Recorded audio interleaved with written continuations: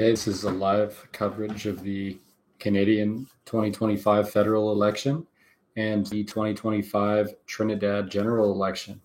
So we're going to get started right now. I'm just going to be linking the video to some of my friends' groups, and we're going to bring them in.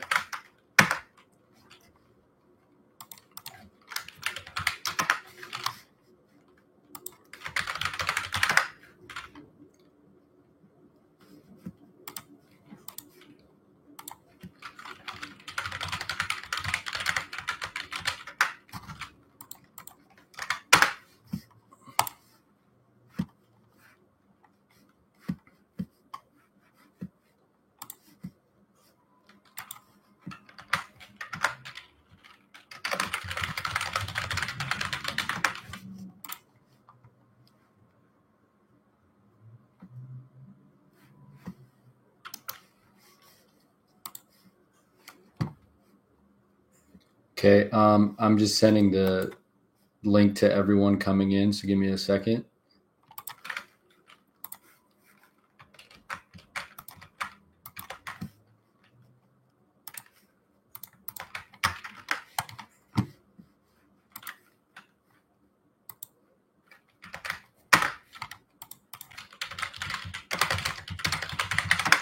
Okay, one moment here.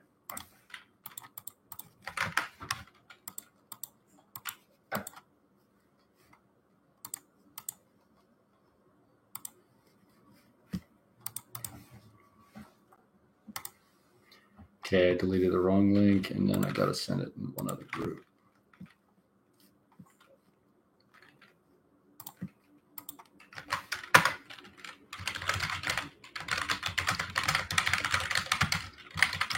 Okay, so as we are getting the Canadian election results coming in addition to the Trinidadian and Tobagoan election results in, we'll get to cover them live.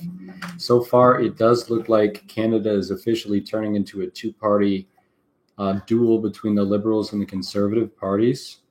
So we'll get to see that as we get further through this election night. But we're going to have to also look at Trinidad as we're getting live results coming in which the opposition is appearing to be performing particularly well. We have a direct map comparison where we can show the opposition in Trinidad is already leading in a lot of key seats that the governing party used to have power over in.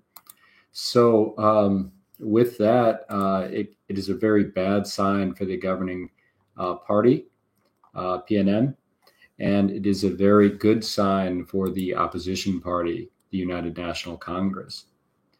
So we will have to look around here. But we also have the Canadian election coming up. So we have a lot of results coming in live right now. And it's important to see what happened in 2021, which is the most recent election in Canada, and compare it to the election results as they come in. And one thing that I do like doing with these election results is to compare them directly with their 2021 results or whatever previous election results there were, and see where the trends are, what's happening, and how people are voting in comparison to previous elections. So we're going to be looking into both Canada and Trinidad now. It does look like with Trinidad, we're going to get a lot of results later. But for right now, there's a couple seats the opposition is vying for and a couple seats that the governing party is maintaining. So we're going to have to wait and see with that. With Canada, we already are getting a lot of results in. Some facts about Trinidad. Oh yeah, feel free to post some information to the chat to make sure people have good context. TPP is leading in Tobago. Yes, Tobago, the TPP is kind of like their regional. The TPP is like their regionalist party. They are a local party that focuses on Tobagoan issues, and the governing PNM is competing there. It's only really two parties competing there, the TPP and the PNM. It'll be a battle for those two seats. Now, the other thing we're also going to be looking for is the battles in the mainland, or in the case of Trinidad and Tobago, Trinidad. And there's going to be a lot of fights over these seats in the mainland between the UNC coalition and the PNM coalition, which is the opposition in the government. I do kind of want to see what's going on in Canada right now. So the early results as we're getting, the early results that we're getting is the Liberals are getting a smaller vote share in a lot of their Pacific or their Atlantic coast ridings than what they normally would be getting. So we'll have to look. We'll have to look and see if this trend holds. But the Conservatives are doing particularly well in these ridings, and the Liberals are doing not as well as they would like to right now. So we're going to look right now to see if there's any big flips that have occurred since 2021. And already what we can see is the long-range mountains have flipped. What used to be a seat that the Liberals got 44% of the vote in, the Conservatives got 53% and the Liberals got 39%. So this is a rout in the rurals for the Liberals, who already don't have a majority going into this election. So they can hope that they can get some wins in Quebec or in the West in Canada. But we'll really have to wait and see as those results come in. This is not a good result for the Liberals. This is a very good result for the Conservatives, considering how recently, after Mark Carney was made the leader of the Liberals in Canada, they kind of were rebounding to the point where it looked like they were going to take this election. They were leading in a lot of the polling. And if they're just getting beat out in these ridings, it could be a very bad sign for them coming into these more populous regions of Canada. So we'll have to wait and see for that. Really, nothing as of right now indicates who's going to win this election. It's looking a little bit bad for the Liberals, but they can rebound anywhere in the country. So we'll get the results as they come in. Now, I do want to jump back to Trinidad. We do have results coming in for Trinidad. Let me see if there's been any changes. Oh no, my map is not showing up. Going to have to get Dennis in here to recommend me a better website because the Daily Express is not doing it for me right now. Okay, here it is. Yeah, that's also the case. Canada, like America, is a very society. So a bad news for the Liberals in the Northeast may not mean bad news for the Liberals in Edmonton or in British Columbia. They could have big gains against the NDP's strongholds out in the West. Or they could be making gains in the more urban regions of the Toronto metro. So we're going to see what happens as those come in.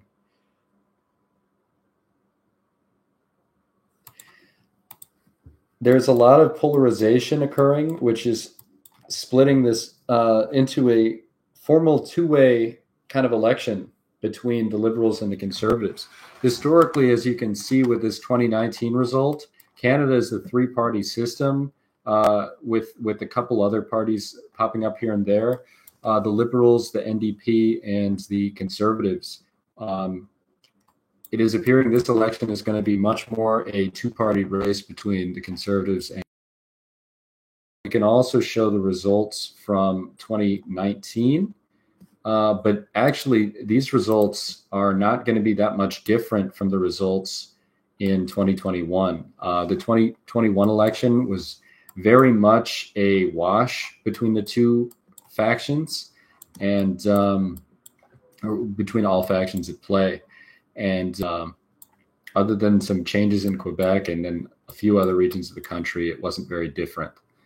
So we'll keep referring back to that data, but we're getting some new data in from Canada. So we do have the Liberals. This is a traditionally more liberal areas. So the seats that they are leading in doesn't exactly mean that they're going to win the election, despite they do have more seats as of right now. But let's see. Newfoundland is seemingly shifting towards the Conservatives as of right now. That is a pretty interesting development. It won't really have that much of an effect in the grand scheme of things, as there's plenty other seats. But as you can see in this 2019 election, you can see in the 2019 election, wait, I just realized I wasn't sharing my screen. Let's see. Unless I already was. Let's see. Can someone in the chat just verify that I've been sharing my screen?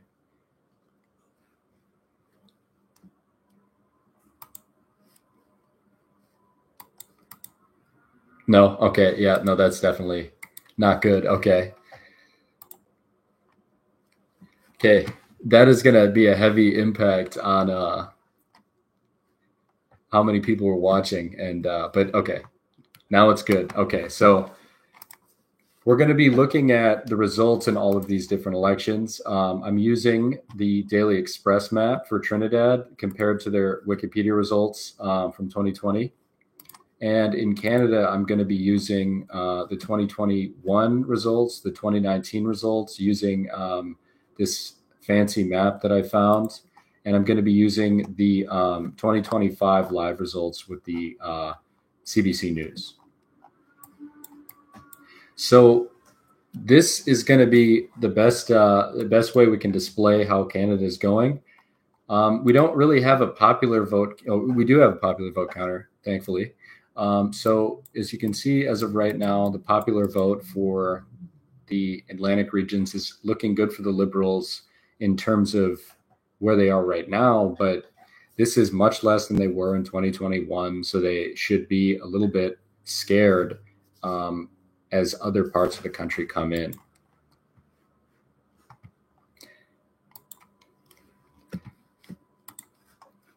Yes, as Trinidad is coming in, we're going to jump to Trinidad right now. So there's a few different seats that are flipping. I am going to be mispronouncing some of these names because I do not know the exact pronunciation for all of them. But Tunapuna is a key seat that is currently being with only 1.5% in as of right now. Currently being won by the opposition. That could easily flip either way. You never really know what part is being counted right now, as there's only 1% being counted. But it is pretty clear that the opposition has very heavily held this Chaguenas West district. It seems to be a very powerful opposition stronghold. And we're going to have to see some of the other districts. This was one that was flipping back and forth with only 1% in. The San Fernando West, that could be a big flip between the two main parties at hand here. And remember, there's kind of three parties of note within Trinidad. You have the Tobago TPP party, which is essentially a Tobago interest. I think it's Tobago's People Party. It's a Tobago's interest party, and they're competing the two seats of Tobago. Trinidad, the two main parties you have to watch is the PNM, the governing coalition, and the UNC opposition. And we can get a little bit more into where they are ideologically. But traditionally, both of Trinidad and Tobago's main political parties, PNM and UNC, have been traditionally center-left parties that are varying degrees of center left, and the differences between the parties have a lot to do with regional interests, but we can go more into that in the future. San Fernando is Trinidad's Ohio. Yeah, it is a Ohio-like district that could go any way. It looks like they've all propped up some good candidates, so we'll have to see how they go. One thing that is very clear is the Trinidad two-party system is very much still in order. There's no big challenger to this. You can see that a lot of these districts, 0 votes, 6 votes, 11 votes, really nothing competing with the main parties here. Patriotic Front may be getting 1% of the vote, probably less than that. Don't expect them to be anywhere close there. Okay, yeah. Okay, there's all my WhatsApp. Okay, so here we are here. Okay, so this is just to give a look. Okay, so we're getting more of these results in this region of Canada. Forgive me, I do not know all of the provinces of Canada. I think New Brunswick and Nova Scotia. Yeah, New Brunswick and Nova Scotia. We're getting these results as they come in. This is another bad loss for the Liberals if this holds with 50% of the votes in.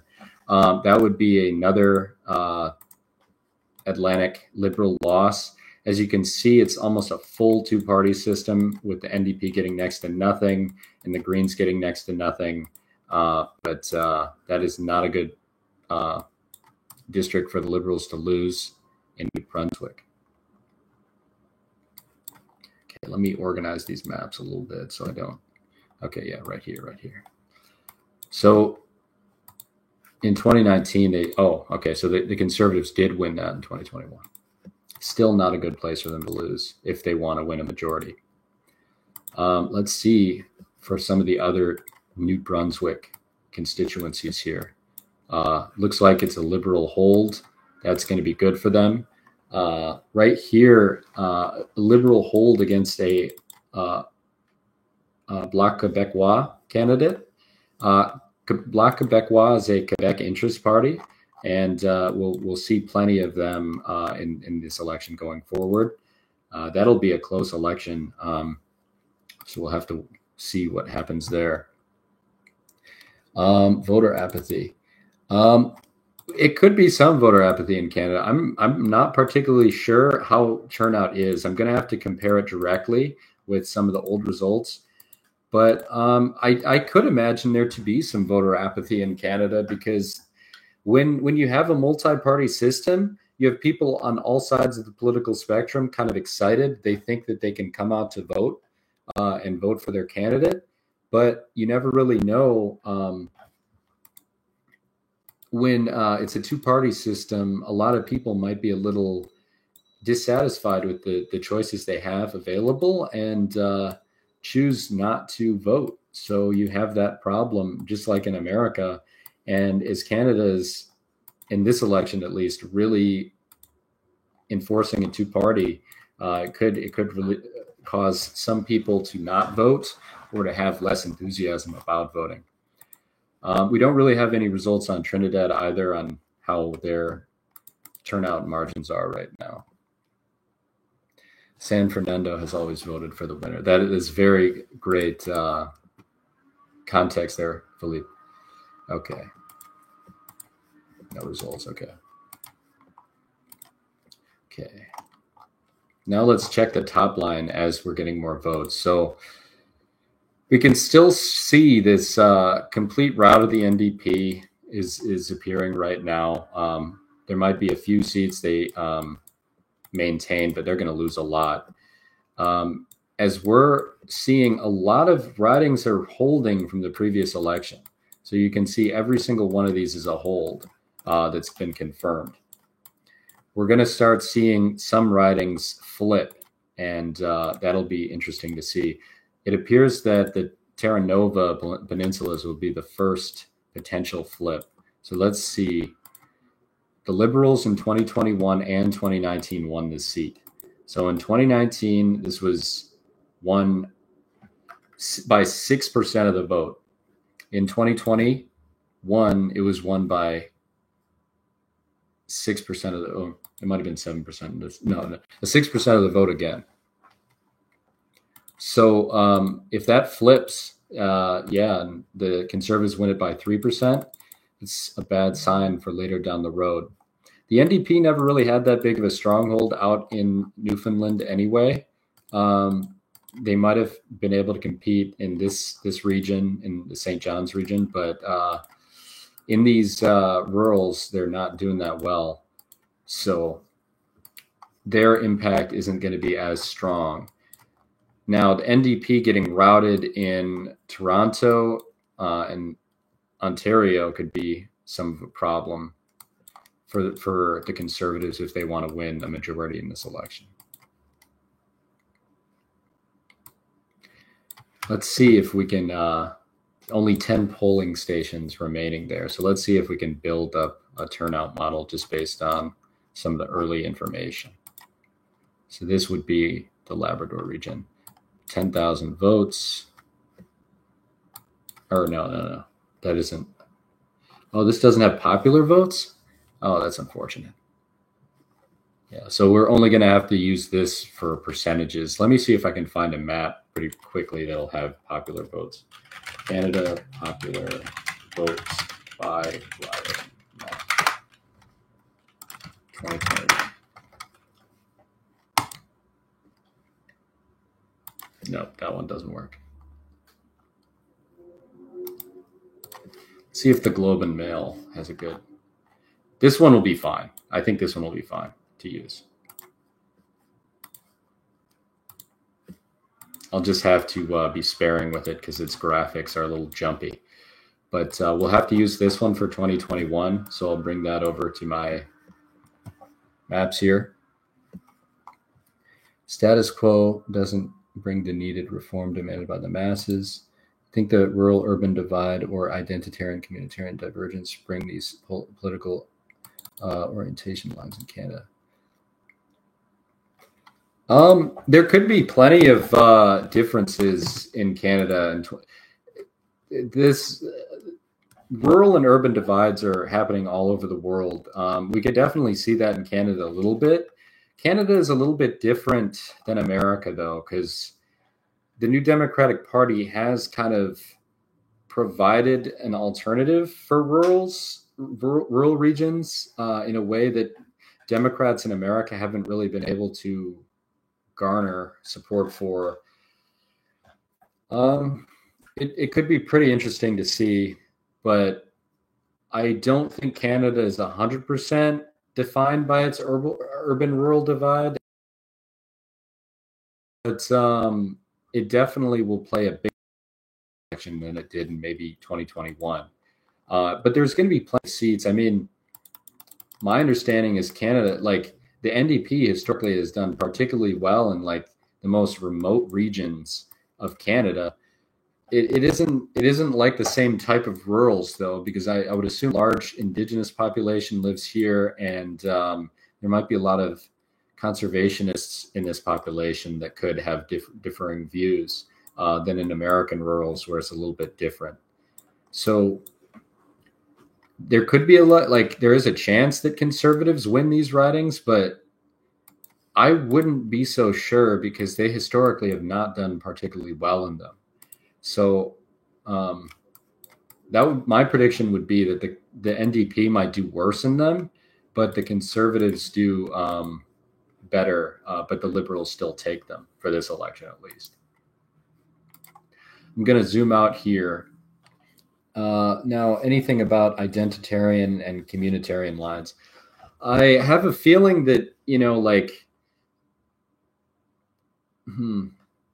don't really know. I don't think Canadian politics is as identitarian as like the United States or Europe, but I guess you would kind of expect the minorities within Canada to vote more Liberal or NDP, and I guess you would kind of expect the white Canadians to have a higher propensity to vote conservative, but I don't think it's nearly as much so as you may see in as stark of a difference in other countries. We have some new results in Trinidad, so I'm going to jump back to Trinidad. This Toco Sangre Grande constituency is flipping back and forth as more results come in. And as we can see, more regions that are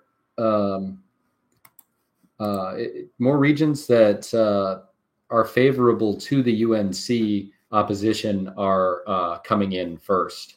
So as we get these results, we see that the UNC is winning a lot of seats as the results are coming in. But this is particularly because these are UNC opposition seats.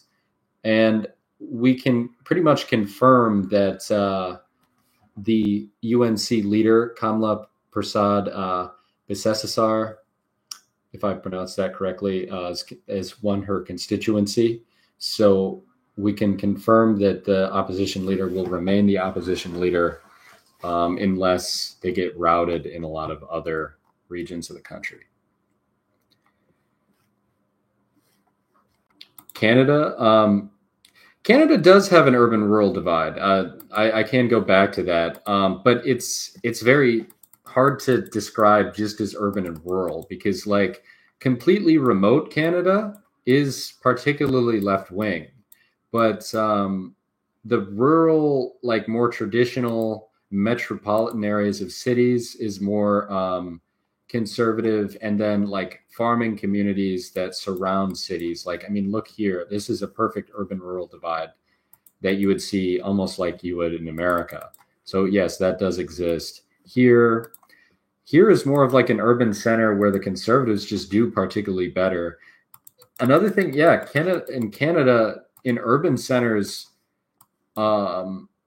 the conservatives do particularly better than in a direct comparison to America. Like, they can compete for a lot of these seats. Whereas like in America, if this was a Republican versus Democratic matchup, there'd be pretty much no chance the Republican wins here, and there'd be pretty much no chance a Democrat would win out here. So I don't think it's just the urban-rural divide in Canadian elections as you would consider in an American election, or even in like a Brazilian or European election. They're particularly different dynamics at hand.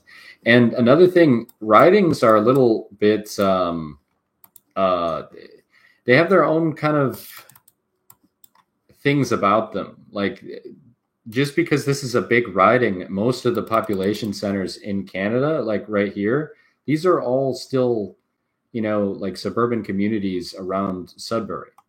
So like, this might be what you'd consider like a rural riding, but it still is very different than like what you'd consider like an American constituency outside of a city. So we can probably talk about some other factors at play other than just urban-rural. But let's see how this is going. This is just the 2021 results. I just wanted to get like a good sense of how different areas are voting. We're not really getting a good understanding of how Canada's voting right now yet. The Liberals still have that popular vote lead in this region that is particularly more of a liberal region. And we finally have a couple new announcing, we have a couple holds. All of the current seats that have been held are just the exact same as they would be in 2021. Now, we are seeing some flips. So I want to look here. I wonder if this French region here at the tip of, I think it's New Brunswick. I apologize if that isn't New Brunswick. But let's see. It's a Canadian region. Okay. Yeah, this was a Liberal constituency in 2021. So you can see they won 46% of the vote. It looks like they went down with only about 10% of the polls in. So that could go either way. but that could be a Liberal loss there, and they're going to need to claw for every single seat they can get. I will say one challenge that the Conservatives are going to face in this election is they're going to have some trouble making a coalition with the NDP or the Greens, as they're kind of diametrically opposed to their ideology. There is a chance that Bloc Quebec could go either way. If someone knows more than me on that, they can go into the comments. I personally haven't really researched how they would coalition, but my understanding is they are more like Quebecois Interest Party, so they could kind of sway either way, but ideologically they're more alongside the Liberals than they are conservative, but they can kind of go either way. Taxation and the role of certain industries. I mean, yeah, if you tax like fishing, or if you tax like traditionally more, of course that would cause people to vote a certain way. So I mean, the Liberals could have lost some communities that were traditionally their constituency by levying new taxes, but I would say that would be quite similar to how any party would hemorrhage support over time if they're implementing policies that may be unpopular, just like Macron in France or like anywhere in the world. I don't know if it's hard to tell because the Conservatives, they don't have any power at this time, so we wouldn't be able to tell why they'd be losing votes in a certain region. If we're only looking at through the lens of taxation. The other thing is Mark Carney has announced that they were going to get rid of the carbon tax. So that would be an instance of them like kind of getting rid of a tax. So I'm not sure if I would use taxation as an analysis for how this election is going. I think it's a lot more, this is more a referendum on if people still want the Liberals to be in power. I think if the question ultimately was, do you want Trudeau to stay in power? The Conservatives would easily win this election. Trudeau recognized that and resigned, and Mark Carney took power over the Liberals, and he was a much more popular figure than Trudeau at this point in time. So the reason why I would say it's a mandate on if Canada still wants the Liberals to be in power is it shifted away from the binary choice of Trudeau or no Trudeau to more like Liberals or Conservatives. And I think the Conservatives were doing particularly well in the polling before Trudeau resigned. Let's just pull up these polling just so we can show this stark example here, because I want to do the live analysis of this. So Wikipedia is probably the best aggregator for right now that we could see. This is a little bit too short though. I want to show you the much earlier results here. So as you can see, ever since the 2021 election, where the Conservatives won the popular vote and the Liberals won the election essentially with their coalition with the NDP, you can see here the Conservatives start taking a big polling lead around 2022 with polls here or there going to the Liberals. And then they really start to expand that in 2023, getting like 15-point leads in a lot of polls here. This would lead to a complete Conservative domination. And you can see the NDP was holding strong here. They actually were competing quite well with the Liberals, but ultimately they would not do well in any ridings with this divide. So this would be an easy majority win for the Conservatives based on their first past the post voting system. Okay.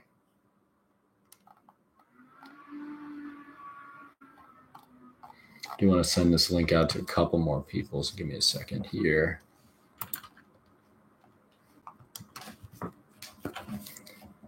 I'm going to just send the link out. I'll be right back. Post anything that I'd want to discuss. I do want to look more into Trinidad for the time being, but I will check this out.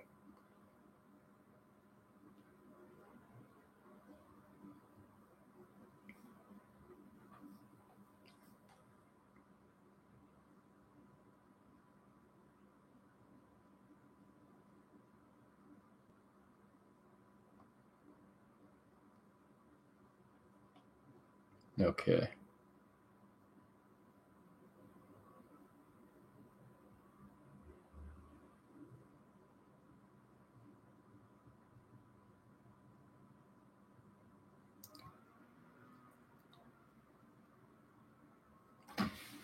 Okay, I'm back here. So yeah, you can see the Conservatives were doing particularly well, and then right around Trudeau's resignation, they kind of start tanking, and Mark Carney's elected leader of the Liberal Party, and the Liberals just started dominating the polls here. Pretty much every poll conducted in the past month has been particularly good for them. So we're going to have to see if that will translate to votes. As we can see right now, if we're only looking at the, Newfoundland and northeast region of, or east region of Canada, really, it does appear that Conservatives are outperforming their polls. I do not speak French, so I'm not even going to pretend to answer that. But yeah, Black Quebecois is probably going to. Actually, let's see how they're going to perform based on the polling. It looks like they're actually going to do worse than they did in the previous election. 7.6% earlier, and they've been polling around 5%. It'll be hard to say, because some of their voters might be polarized to vote Conservative. Some of their voters might be polarized to vote Liberal. The Green Party, it doesn't appear, is going to do good at all. They're just going to do all right in some of the provinces, in some of the ridings that they already have seats in. The NDP is going to be a total wipeout for the NDP. A lot of their voters have accepted that they're going to vote strategically, and some of them might be voting for the Conservatives, but a majority of them are probably going to be strategically voting for the Liberals, and they're going to be completely wiped out. There might be a couple ridings they maintain, and I expect Jagmeet Singh for it to be his last election as the NDP leader, and they're going to have a lot of soul searching. They should have some room to grow in between now and the next election, but it is very hard to perform as the third biggest party in a three-party system, and it's very hard to prove to voters that you're different from the Liberals when you're in coalition with them. So I expect them to have some issues after this election, and their biggest issue is going to be this election because they are going to get routed. And it's kind of a shame how badly that was, because you can see when Trudeau resigned, they were doing pretty close to 20, if not having a chance of eclipsing the Liberals. But they just could not earn their way. A lot of their voters just dipped to join the Liberals in a way to defeat the Conservatives. That is a stark contrast to what it was just a couple months ago. That is crazy to see. So there were two factors that caused this, one being Trudeau's resignation and two being the election of Donald Trump. I do think a lot of Canadians who have a negative opinion of Trump, who may have been considering the Conservatives, do not want to vote for him or vote for them. And they might associate the Conservatives with Donald Trump a little bit. So when the Conservatives were coming into this election with a almost 100% chance of victory, if the polls had maintained at this level, it was pretty much 100%. To now, it's this dogfight in which the Liberals were looking very likely to win. So we'll keep watching. Let's look at Trinidad. I haven't done an update in a while. So now that we're getting more results in both the Trinidad or in both regions of PNM ruling party constituencies and UNC opposition party constituencies, we can kind of start seeing what's going on. This is District 17, I believe, Toko. Yeah, so 17, this constituency looks like it'll be a dogfight till the end. But it's a bad sign for the ruling coalition, the PNM, to be losing in that seat. There are a few other seats that they really don't want to be losing in. Let me just double check. St. Joseph. I think 8 is St. Joseph. No, 9 is St. Joseph. So this is that's interesting. So there's only 1% in. Yeah, we have to be really careful when we're analyzing these results because a lot of the results are yet to be counted. So some of them may seem like it's a flip, but there's not that many results counted. That's some very interesting context that Philippe provided in the chat. If they were to win this constituency of Toko Sangre Grande, that would be their first time they won a constituency since 2010, and the third since 2010 and 1986.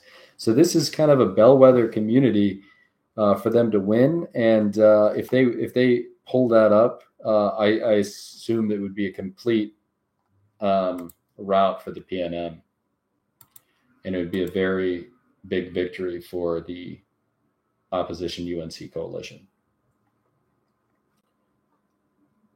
Let's see, we're still getting votes in Tobago. A lot of seats getting counted.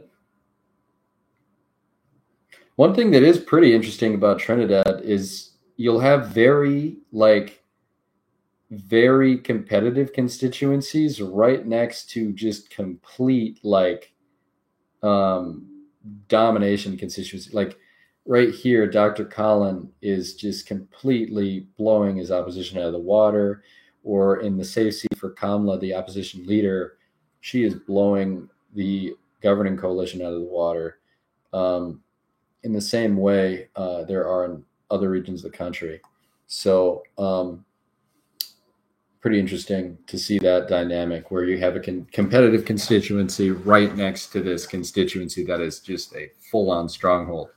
And you can kind of see that in a country like Trinidad, where these local coalition voting tactics are very strong. I mean, just because someone is affiliated with a party and it's well liked in their community could have a huge factor on if that becomes a stronghold for a certain party or not. I think if you look at this map, the North votes a particular way, and this region votes a particular way. I'll have to look into, we could pull up 2015. It was kind of the same even back then. The PNM has had power for quite some time, since 2015. So you can kind of expect that to affect how people are viewing this election. But pretty much the North does pretty well for the PNM, and the center of the country does particularly well for the UNC. And yes, there are some ethnic politics in Trinidad that come into play, as Philippe is indicating in the chat. There's heavily ethnic based voting. The PNM traditionally has more of an Afro-Trinidadian vote, and the UNC has more of an Indian Trinidadian vote. In addition to Tobago being more of a Afro-Trinidadian or Afro-Tobagan constituency, the Tobagan People's Party and the PNM kind of compete there. The UNC doesn't compete there at all. Now, you can see back in 2010, the last time the UNC won with their same leader. She's been the leader of the party for well over 15 years at this point. She won a pretty big victory and was able to get into these constituencies in the north. Another thing was there was a pretty key third party, the Congress of the People, which was able to provide them with at least make it so the PNM lost these seats. That isn't the case in 2025. The COP has completely been eradicated over these years, and it looks like it's the reemergence of the two-party system, and we can really expect there to be a close race, but it's hard to tell. One thing that did happen is the PNM did change out its leader. It is now Stuart Young, and it's not Keith Rowley anymore. And Kamala Prasad has not been changed out. So if the UNC does lose with her, it may be a sign that they need some new blood in their party. Political economy. I am not a Trinidadian expert, so I would not want to speculate on what the political economy or socioeconomic economy looks like in Trinidad at this time. And I did not research that, so I'm not the person to ask that question. Maybe Dennis will pop in the chat. He is our resident Trinidadian when he gets the time. But should be interesting.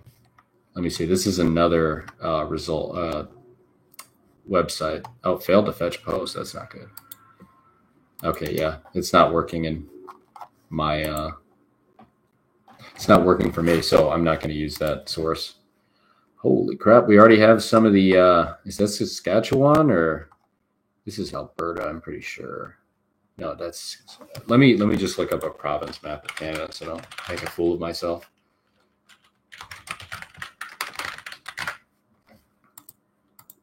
Oh, I was right. That is Saskatchewan. So yes, we have the results from Saskatchewan. Oh wow, we have a lot of results. Alberta and Ontario coming in, and this is really not surprising me at all. Just a complete domination of the Conservatives in these ultra rurals of conservative areas. Now you may see like more competitive seats. The NDP locally competes very heavily in these seats, or regions at least. I'm sure their seats are a little bit different at the local level, but the NDP has a pretty strong presence in these provinces, but they have next to no presence in these rurals of within Alberta and Saskatchewan and Ontario, and they are really going to have some issues there. Or I'm mixing Ontario with Manitoba, but yeah, I expect the only places the Liberals are going to be doing well in is within their constituency. Nikki Ashton is the former candidate for the leader of the NDP. It'll be interesting to see how she does in this constituency. She has always kind of been considered a potential leading candidate of the NDP. She's on the NDP's left flank. That'll be an interesting constituency to look at amid the complete NDP rout. I would kind of predict that Jagmeet Singh might actually lose his own constituency. I do not expect them to do particularly well, and I think the NDP is going to have to replace their leader.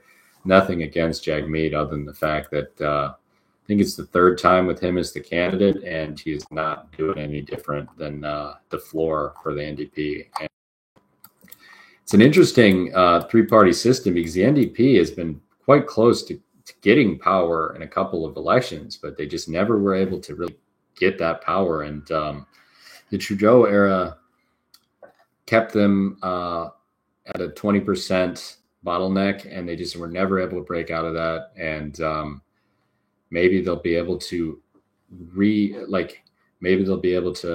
reinvigorate their party under another Liberal government. But it's going to be quite hard for them to win their voters back if Canada shifts to a more two-party system.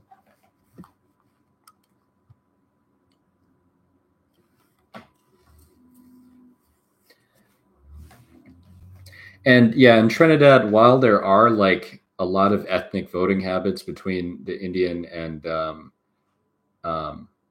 Afro communities, another thing to take into account is the parties aren't really that ideologically different when it comes to governing, at least historically. However, one thing we have kind of seen is the opposition leader, in a particularly unique way, has kind of while she traditionally has been quite center left, has become very I don't know how else to put it, but she's kind of been influenced by American politics and is seeming to have a significant rightward shift. But my understanding is the UNC is still particularly center-left party when it comes to most of its candidates down the line of the spectrum. So it could actually create some issues if they win this election within their own coalition, if there are ideological differences within their party. So I do expect that to happen if they win. We'll go back to Canada here. We do finally have results from this region. I didn't know that. I always thought that. Let me see here. This is the constituency, Timmins, James Bay. Or no, this is the West Ontario, Kenora. If this holds, no, that's only one polling station. I'm not even going to consider that. Okay. Yeah, a lot of these are just like single polling stations, so it's really hard to tell. The NDP is still performing well in the cities, but I would expect them to do particularly bad because the Liberals might have earned a lot of votes against them, even in these ridings, and I don't think as many Liberals will be strategic voting against the NDP. So it'll be hard for the NDP to do particularly well over there. But it is interesting to see them holding some ridings here. So now we are finally starting to see the last votes come in for this constituency, or the riding. That's the Canadian term. And Anthony Germain, the incumbent, has closed the gap. It's still a 0.9% gap coming in this riding. And I expect that to be,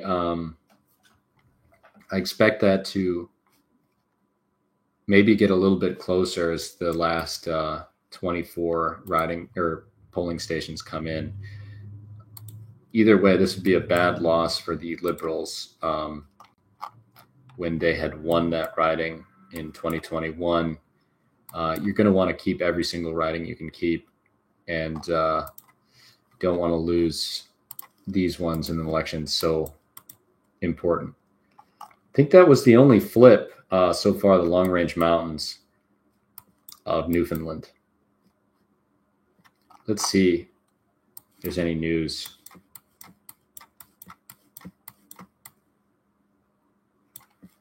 Yeah, I don't think they reported it as a flip. Let's see. On hold.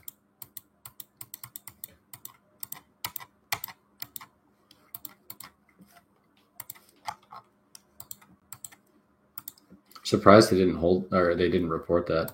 But that is a big flip. That is horrible for the Liberals to have lost that. But ultimately, I do think they have plenty of other regions in the country where they can perform particularly well.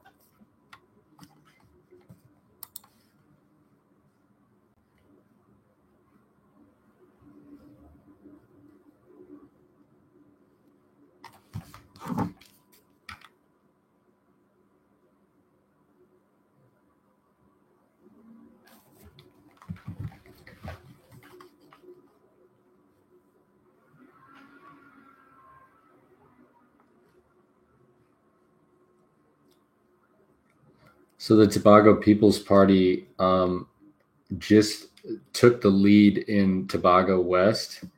That could be a problem for the PNM, who actually had won both of these seats in Tobago, barely giving them the majority in 2020.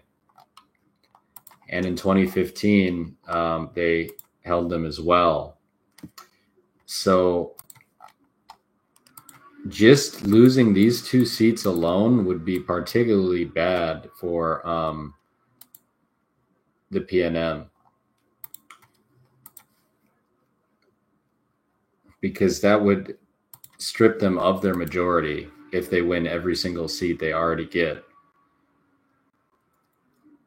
And it's going to be hard for them to recover from that. They may be able to form a coalition with the People's Party, but that is not a guarantee. And they're on track for losing Tobago completely. They're also on track to getting beat out in some of these former constituencies. I want to double check that Tuna.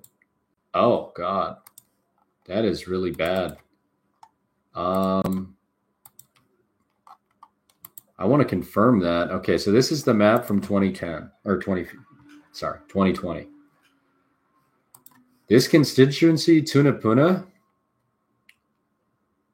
with only 10% of the vote in, is looking like a massive victory for the UNC. And this is with their incumbent, Esmond Ford. So just going on this seat alone, that is not looking good.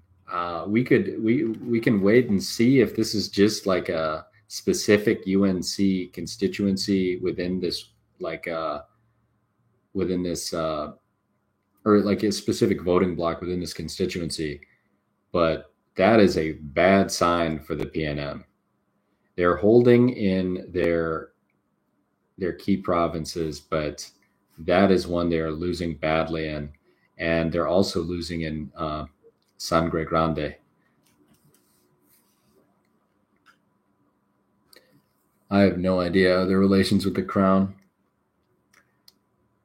but I would assume neither are particularly like monarchist, to say the least.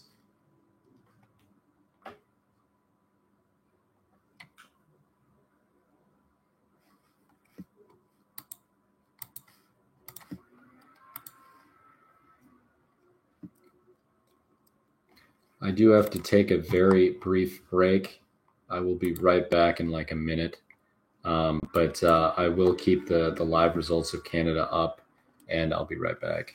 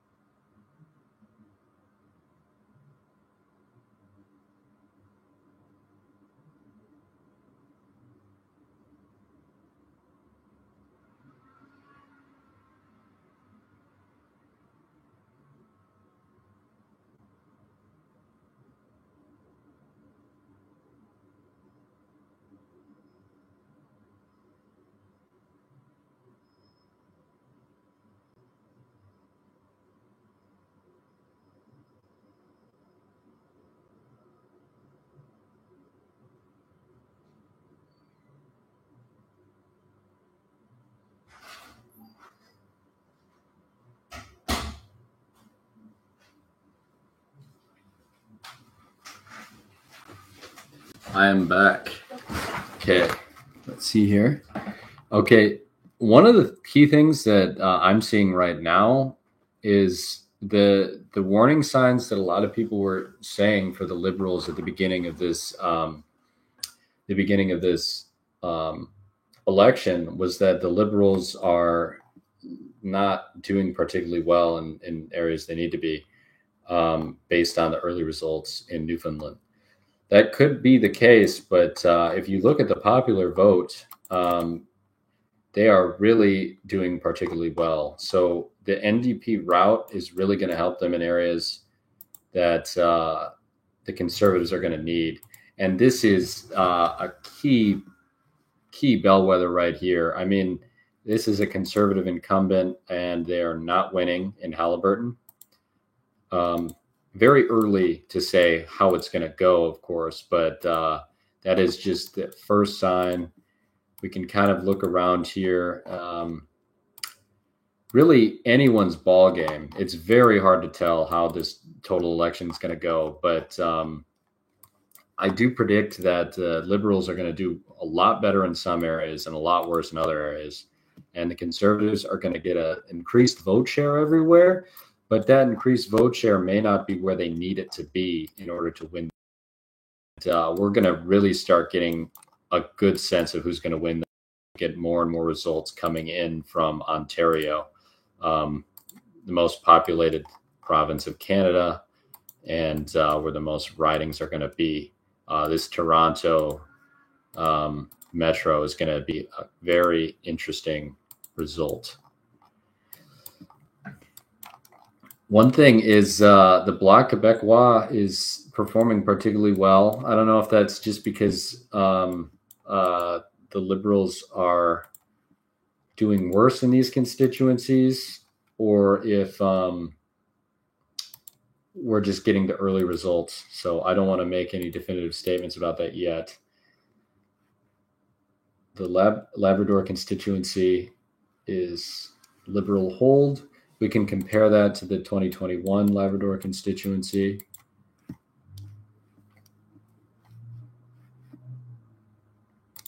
Yeah, it looks like it was an NDP route there compared to the old results.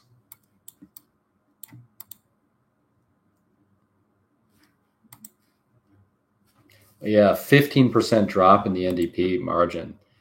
And it looks like the Liberals were, while there was a 10% gain in the Conservatives, there was also a 10% gain or 8% gain in the Liberals. So that's an interesting result to see.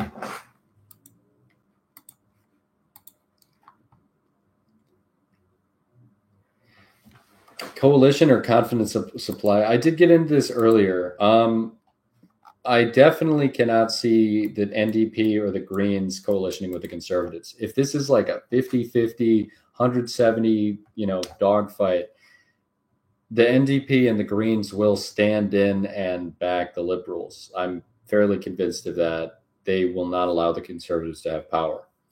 The Bloc Québécois could really go any way. Whoever is able to convince the Bloc Québécois to advance Québécois interests better is going to get that. But I'm not a Canadian politics expert to say. I'm not entirely certain how they decided. I mean, I could look it up. How would Bloc Québécois coalition 2025? My understanding is that the Bloc backs the Liberals for the most part. Yeah, Liberal Bloc coalition. So my understanding is that the Bloc Québécois has been providing confidence to the Liberals in the past, through Trudeau, and I really don't expect that to change. Now, if the Conservatives give them some type of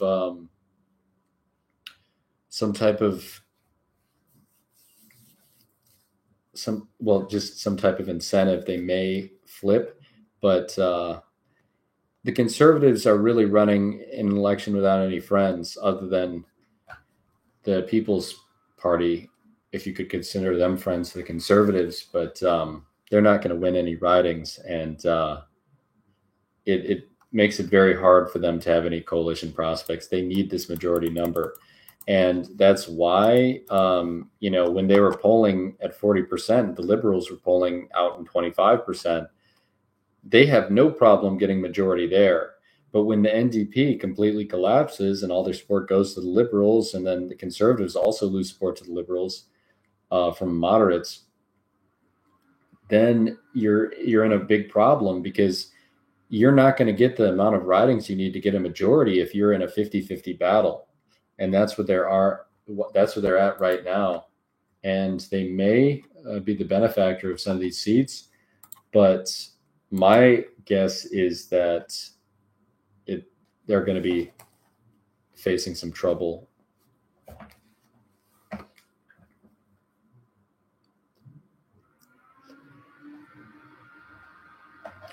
I mean, the Bloc Québécois may be a little bit more anti-immigration than the Liberals, but the Conservatives have always been probably not the best allies for them. So it'll be. I really wouldn't want to speculate how they'll behave right now. We'll have to wait and see how the Liberals or the Conservatives perform in the election. I would say it's much more likely that either side is going to get a majority. You don't have a massive amount of NDP seats in this election. And from what we can see now, it's looking like the Liberals should get one. But we'll have to see where the ridings go. We're getting a lot more results now. It's just these results are not that informative of where things are going to be.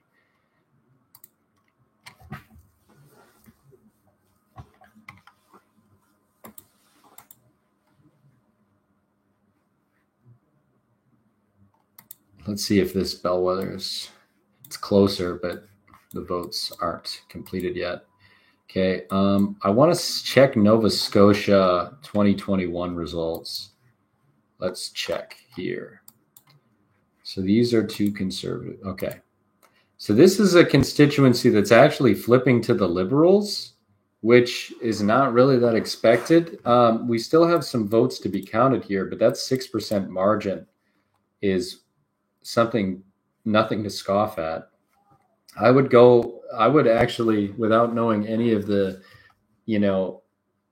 writing specific information, I would go on a limb and say this is a take from the Conservatives for the Liberals, which is something they want. The Liberals actually gained 10% here, and the Conservatives held the same amount of seats or same amount of vote share. So that's bad for the Conservatives. As we go up Nova Scotia, let's see, this one was a seat that the Conservatives held in 2021. Looks like it'll be the same now. This was a seat the Liberals should win. They won it in 2021. They won it in 2019, and they dominated this seat actually in 2021. As you can see, Central Nova. Let's double check. Okay, Central Nova, they got 46% of the vote. Conservatives got 32% of the vote, and the NDP actually got 16% of the vote.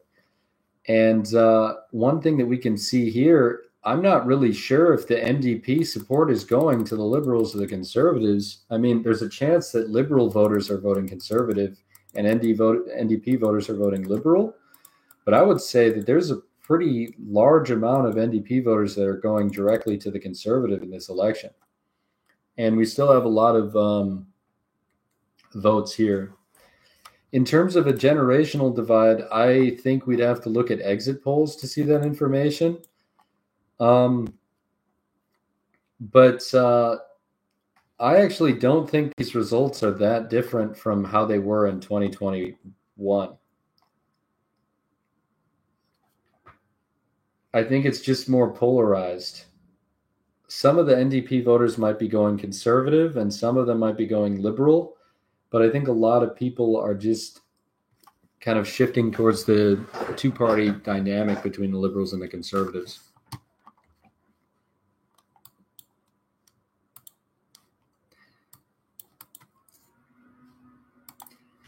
It's funny to see these results with like one polling station come in, and it makes you think that you can make generalizations, but you really can't.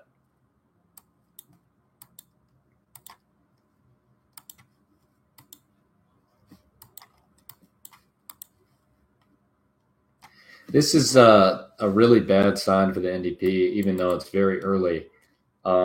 This is an NDP incumbent, and it looks like the NDP's own voters are choosing to back the Liberal in a two-way race versus the Conservative. I expect to see this in a lot of NDP ridings.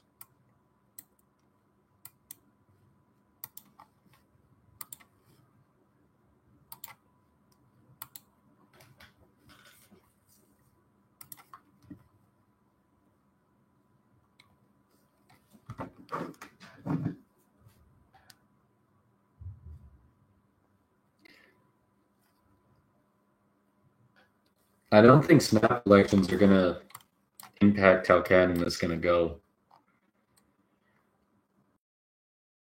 It is a pretty good sign for them. We're really starting to get these Quebec and Ontario results, and as we can see in the direct comparison, let's look. I want to just see 2021 only now. So you can see a lot of Ontario actually is conservative. This is kind of less like you'd expect in America, where there's more like state-by-state divides. You see the Toronto Metro is very much a Liberal stronghold, and the outskirts and I guess Ontario rurals are much more of a Liberal stronghold. Or no, conservative, not Liberal. I was confusing them with the Australian Liberals. Right now, we can't really see how it's going with these early results, but this is going to be very telling. If a seat like this does go to the Liberals, though, that could be a big problem for the Conservatives. And I do expect a lot. The NDP competes pretty heavily in Ontario. They just don't win anything. I mean, they win like maybe like very specific constituencies, but they compete. They have a big vote base in the Metro Toronto area, and they'll vote for NDP even in a two-way race. And I think there'll be less of that in this election, and that could swing these seats like right here, where the Conservatives may have gotten 46%, but if the NDP is down to 5%, it'll be a two-way race. That's going to be the difference maker here. And right now, Peterborough is that example. I mean, right here, this is a perfect example of what I was describing. The NDP had almost 20% of the vote, and the Liberals only lost by 4%. I expect a lot of, Toronto Metro, this is a little bit outside of the Metro, but this region, I expect a lot of these NDP voters to jump to the Liberals just to defeat the Conservatives. And that's an example of where that might happen.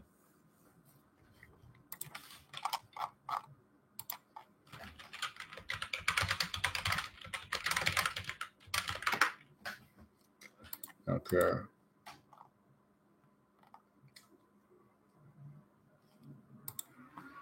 So in 2021, the Liberals got 160 seats, well within where they needed to have a coalition with the NDP or the Bloc Québécois, either way.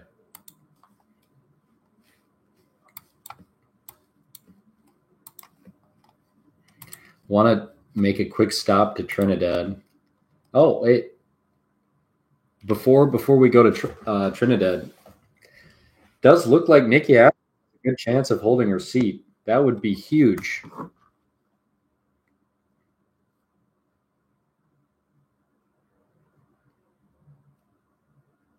Okay, I have to resend my link. Give me a second.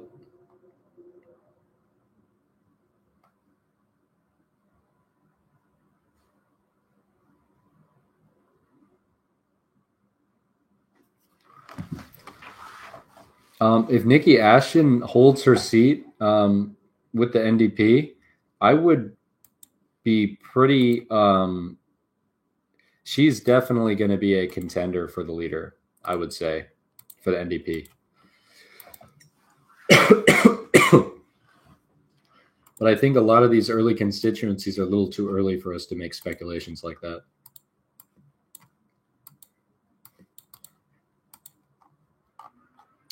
This is definitely an election where there's going to be shifts from 2021, but I do think the Liberals are going to take the victory just by this constituency alone. Looking at that, that's a big flip towards the Liberals. The NDP is really no longer a presence in Ontario. And this is another seat that's just a key. Like I guarantee the seat is going to either be very close or the Liberals will win it. And we can check the 2021 results. Spring by Water, I think. Yep. Yeah. That is bad for the Conservatives. If in 2021 they get 45%, Liberals get 30%, and they're in for a race right now because they're down 12 with very little reporting, granted, but that is not a good sign for them. Another bad sign for the Conservatives.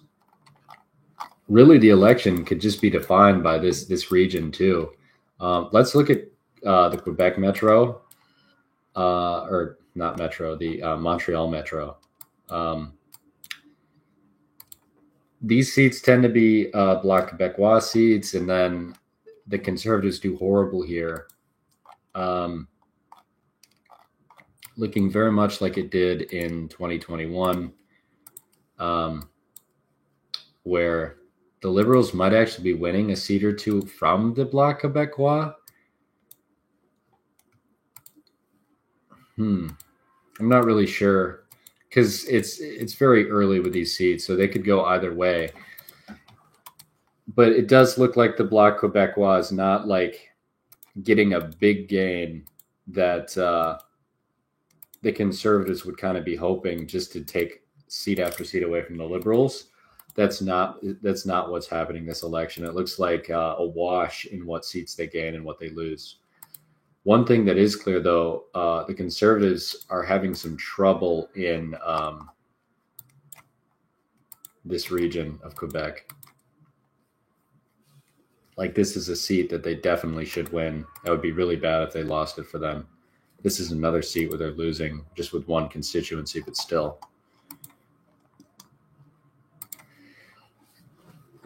This is a little irritating for me because a lot of these results are actually much too early to make big speculations on. I mean, like this right here, yeah, right. The NDP is going to take out a Conservative incumbent. You just can't look at these map colors and assume that it's going to go one way or the other because it could be very misleading. I wonder how. I think Jagmeet's out in British Columbia, so they don't even have like the votes coming in, but I would assume Jagmeet's going to have some trouble. Okay, it looks like Dennis is hopping in. So we're going to go back to Trinidad for Dennis. I do actually have a question here. Oh, never mind. Earlier, it was looking like Tunapuna was very heavily going to Roger Alexander, but it looks like Esmond is catching up to him in votes. So that could go either way. This will be a key constituency, though. If the UNC take this constituency, it could be very much over. Another constituency I would be very scared at is it looks like Point Fortin is going to brilliant pronunciation. Wow, yeah. It looks like Point 14 is going to the UNC. It could switch back before the election's over, but I would much rather be a UNC supporter than I would be a PNM supporter, because the thing that really would scare me for the PNM is they used to have Tobago. As you can see here, the Tobago People's Party didn't win these seats, and now they're winning them now. So they may have done some things to irritate Tobagan people, and they're more likely to vote for People's Party candidates. Some context I would, Dennis, would you happen to know if the People's Party would care to coalition with either party? Would they kind of just go with whoever gives them more, or are they more likely to be a PNM ally in the case of a coalition government? Another one, as Philippe was mentioning earlier, it looks like Sangre Grande is going heavily to the opposition. Well, not heavily, but they're up 300 votes, and that's going to be a hard deficit to catch up on for the PNM. Another thing I have been noticing is the PNM, they're really not holding their own constituencies. I mean, San Fernando West, this is a constituency they need to win a majority, and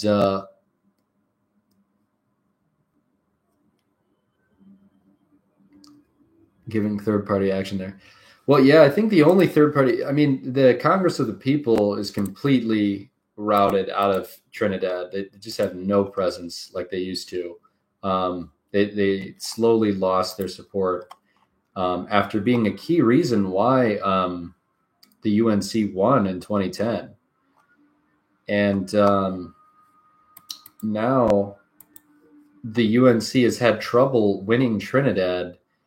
They've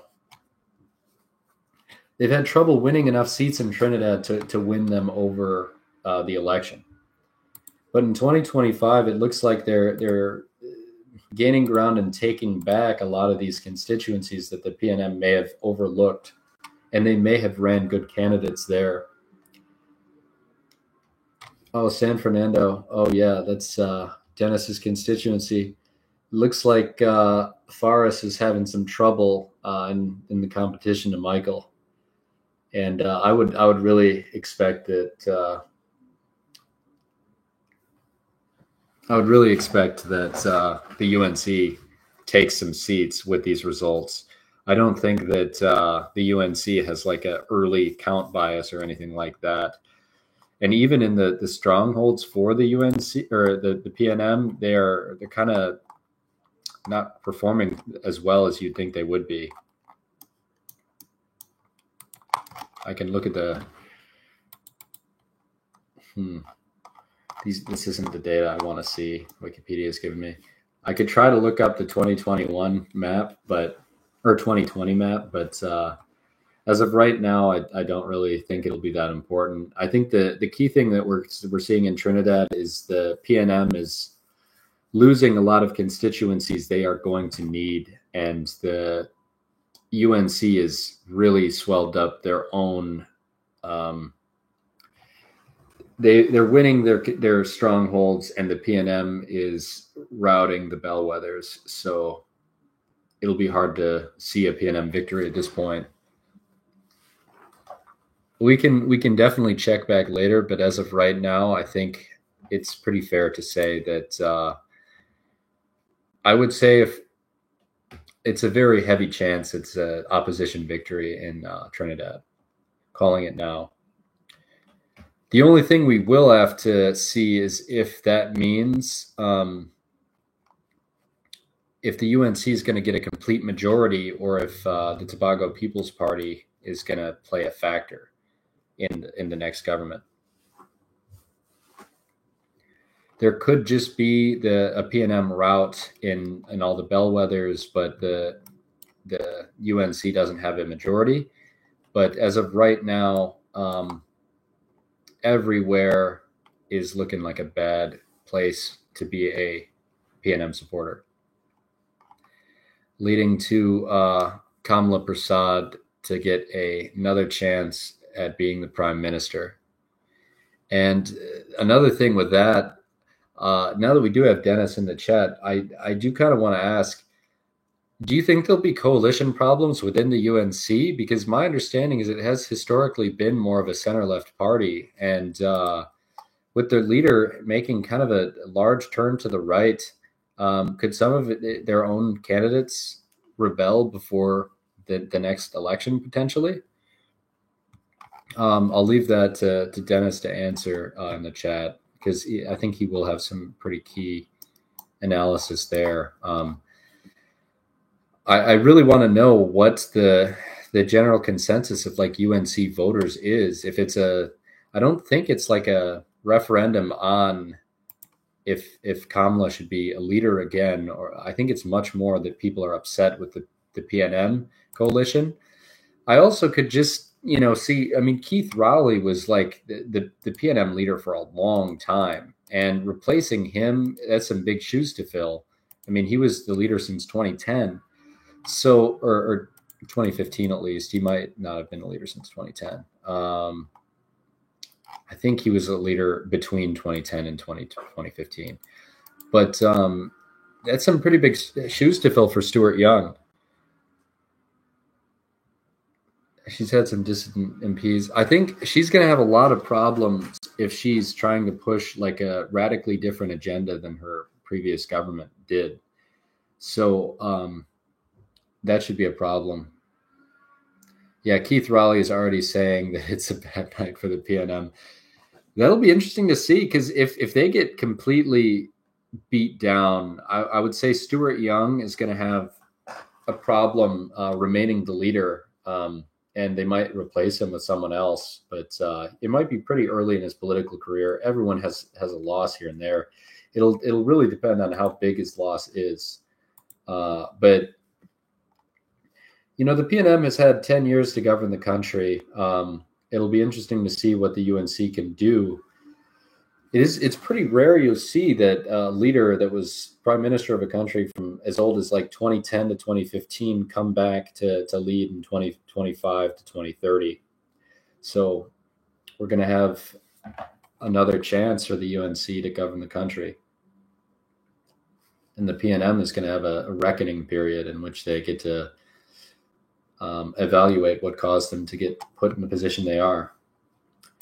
But we can shift back to Canada, where I actually expect the Canadian results to be very telling right now. I mean, if you look at this popular vote, 50% for the Liberals compared to oh crap, my result map isn't loading. The CBC is not loading, but I'm gonna have to try to pull up something else if that can't work. Canada. Or maybe the New York Times has a better map right now. They don't have anything. They don't have any of the leading constituencies or anything like that. Oh, God.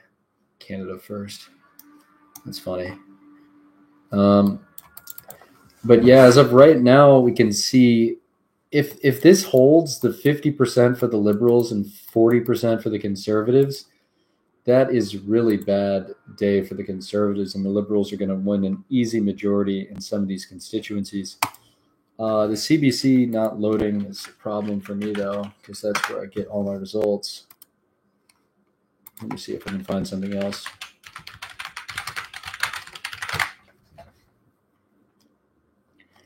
Maybe I can do the Guardian.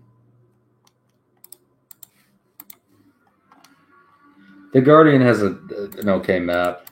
I think the CBC website is actually just being overused right now, probably because everyone's watching.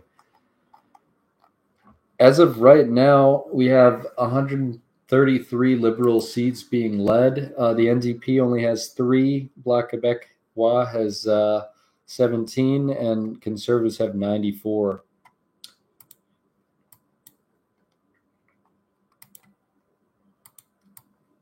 From what I can see here, this is a very good map for the Liberals. They're kind of gaining on a lot of NDP constituencies and pushing off the Conservatives where they need to push them. May not be winning everywhere, but let's see. This is a pretty good example of a constituency they need. Or no, that's a Quebec. Yeah, the Conservatives not being able to cut into Quebec at all is a problem for them. The Bloc Québécois is maintaining their support, and the Liberals are capitalizing on the NDP collapse.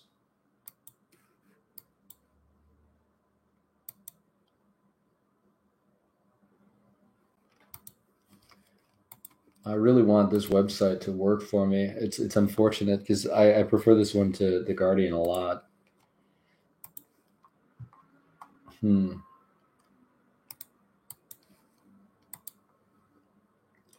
Okay, so we have an official projection. Before me, the CBC projects the Liberals win the election. That is definitely what I was getting the sense of based on how they were performing throughout the country. Just the popular vote alone is just telling me everything I need to know. Just a 50% margin of 38% margin. Even if that was like 43-43, the Liberals would probably win a majority just based on how ridings are structured in Canada. But right now, it looks like the route of the NDP has led to a complete Liberal domination. I think a lot of this has to do with America electing Donald Trump. And I really, there's really no other way to say. I mean, if you look at this map, Canada for the past 4 years has really, maybe in the beginning the Liberals had a good chance, but we can really see now that the election of Trump really led to a massive shift towards the Liberals in Canada. And the switching out of Trudeau with Mark Carney, a much more popular figure that has maybe a different outlook that a lot of different Canadians respected, has completely changed everything. I mean, this is one of the most stark changes I've ever seen within a 3-month period in political opinion and in how any election could go. The Conservatives pretty much had everything go wrong here. I mean, they were polling at 45 just to tank into the slightly below 40. And it looks like a lot of the polling was correct. The CBC tracker website is completely down based on my understanding. I want to get a better map website, though. Let me see. Canada election map. Let's see if the Toronto Star is nice. I like this map. It should be fine. So yeah, we're now at 144 seats for the Liberals, 105 for the Conservatives, and 22 for Bloc Québécois, 7 for the NDP. Nikki Ashton, it's looking like she's going to lose her seat. That's pretty bad for the NDP. She was a potential future leader. Lori Idlut, not sure how to pronounce that, is still winning, but that's very early. It looks like British Columbia might maintain its support for NDP candidates and Green candidates, but I'm expecting the Liberals to perform particularly well elsewhere. This is really bad for the NDP if that holds, but I don't think it will. Liberals now at 149. Really where they're winning is in Toronto Metro and in Ontario in general. They're winning previously Conservative seats that the NDP has completely lost their ability to challenge in. And without the NDP to buffer Conservative victories, the Liberals are just completely dominating here. They're competing. The Conservatives may be gaining their vote margins from 2021, but they're facing massive Liberal backlash. And this is definitely what I kind of would expect in a country where ideologically people are not as conservative as they may be in like America or the UK or some other European countries. And the left is just pretty divided in Canada. And it seems like with the first viable conservative election force since, I guess 2021 you could also consider viable, but with the first big scare of the conservatives actually winning since 2010, really, the people who may ideologically be to the left of the liberals came out and voted for the liberals, so they would rebuke the conservatives, and that is exactly what appeared to have happened. I really don't have any other hope for the conservatives at this point. I think it's pretty much over. Vancouver will come in, and that'll be everything that the liberals need to get a majority. And they're not going to need the NDP, they're not going to need the Greens, and they're not going to need Bloc Québécois. It looks like they also took the lead back in Central Nova. They are leading in a conservative seat in Grand Lake. They may have lost Terra Nova barely by, 31. This is definitely, I think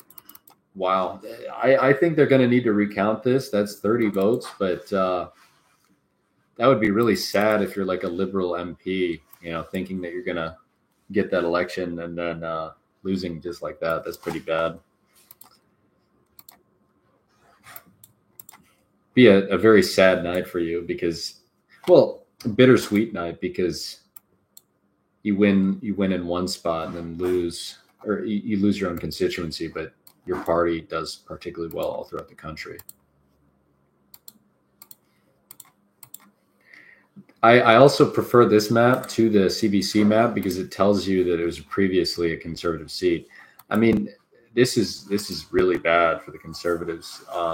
They're getting routed in the metros of Winnipeg.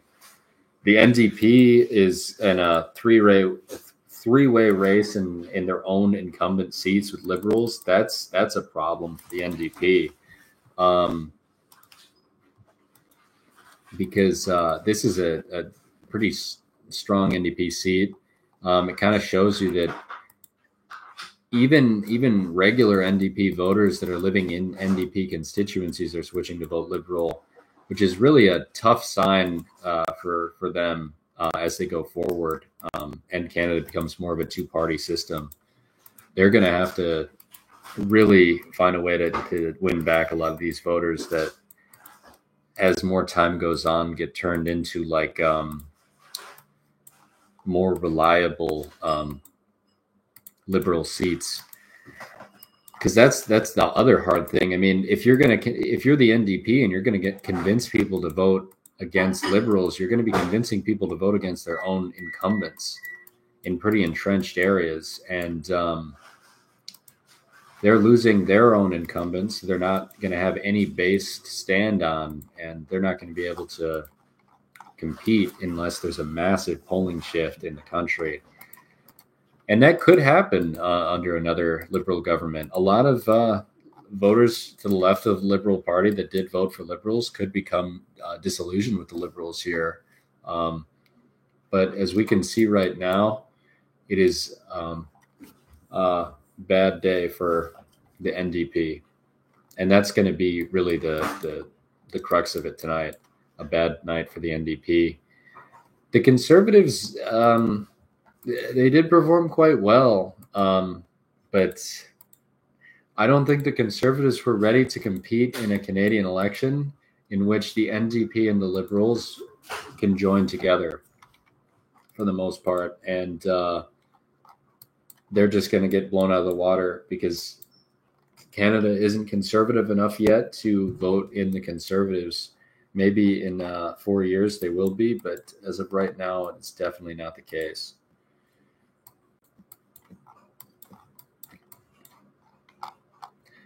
I definitely think one aspect of what hurt the NDP was the fact that they were a coalition partner of the Liberals. And generally, when you're kind of like a minor coalition partner, it's very hard to distinguish yourself from that majority party. And if your voters ultimately prefer the Liberals to the Conservatives, they are going to rush to back the Liberals when they're challenged by the Conservatives.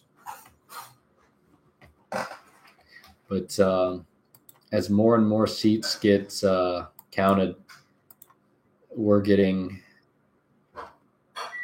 better and better results for the Liberals.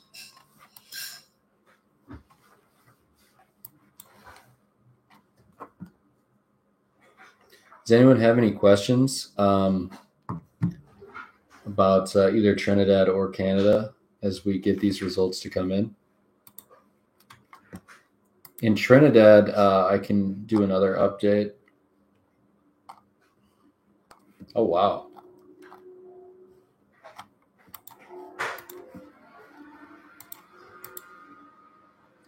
Oh, a lot more votes have been updated, but the website is crashing on me. That's very unfortunate.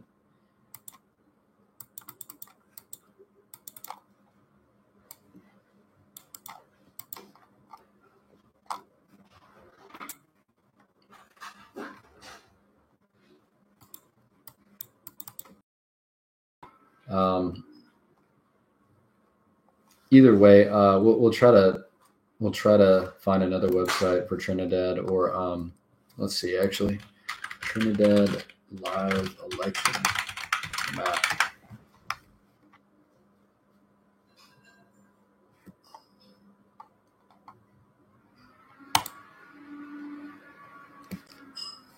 Yeah, no, it's just not going to be good.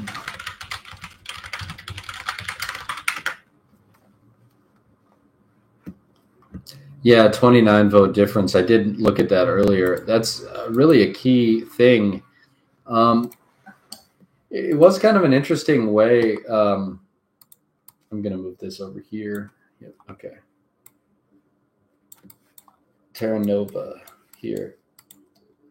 This is kind of just a seat that I guess if people were to say there's more of a urban-rural divide, I guess that is the case, because the NDP in this constituency actually went more towards the Conservative, or more Liberal voters voted Conservative and the NDP voters weren't enough to back the Liberal.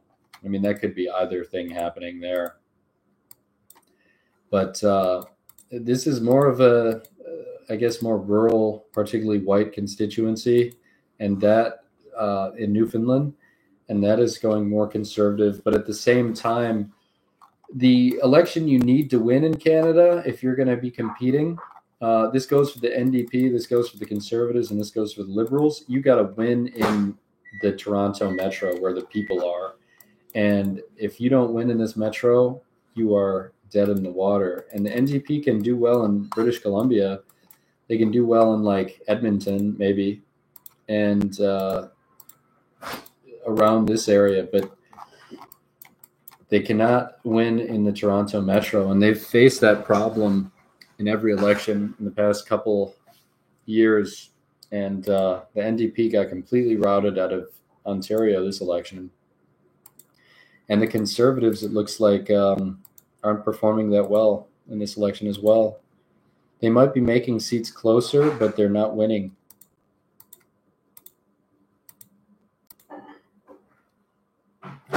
And it looks like the Greens might be victim. There's a lot more votes to count, and I would expect the Greens to still win this. But the Greens are facing a pretty sizable challenge from the Liberals and the Conservatives in that constituency.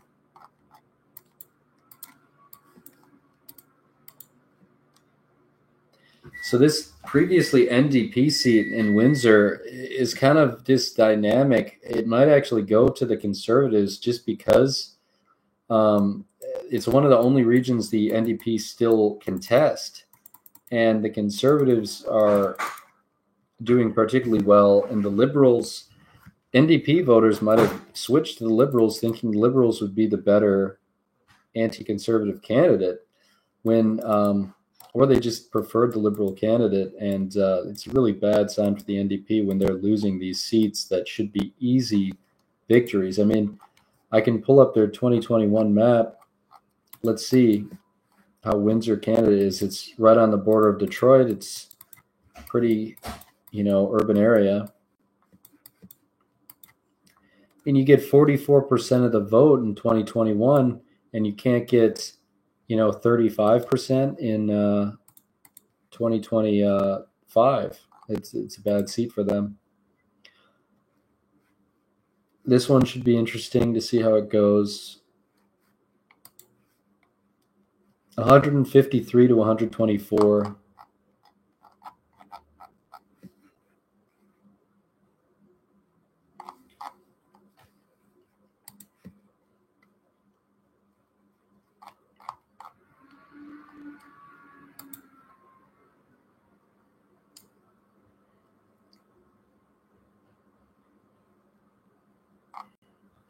I kind of want to see the seat map by province in 2021 to compare.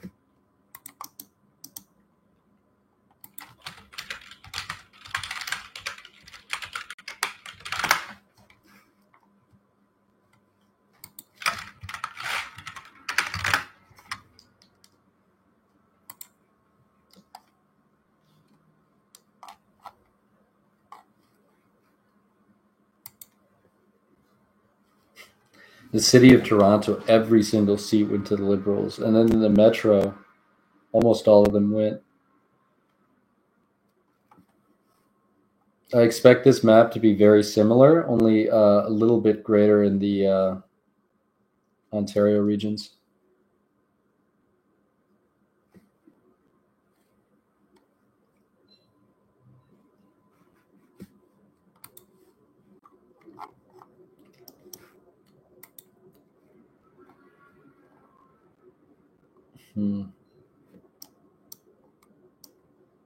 I'm having trouble finding a comparable map to this, but maybe I can just look up their map for 2021. This is Toronto Star 2021 results.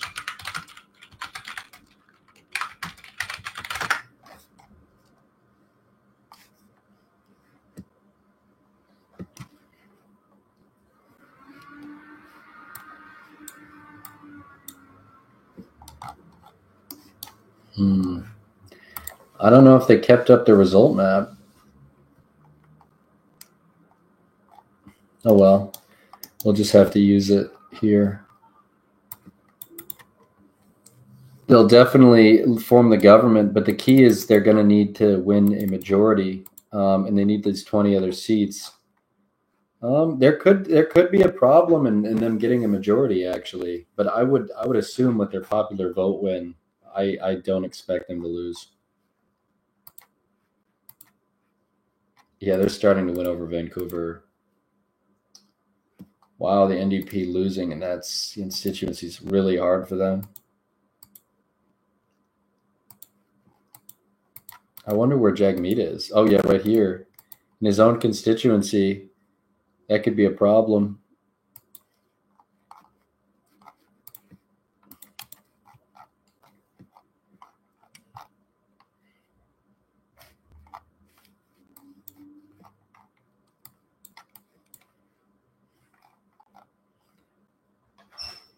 One key thing to remember is 150 leading is not 172.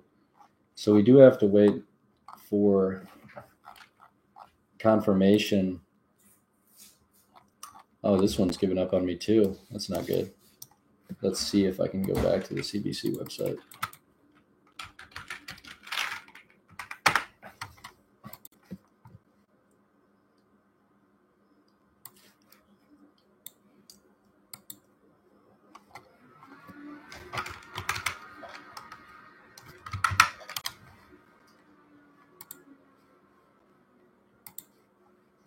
No, it's not giving me anything.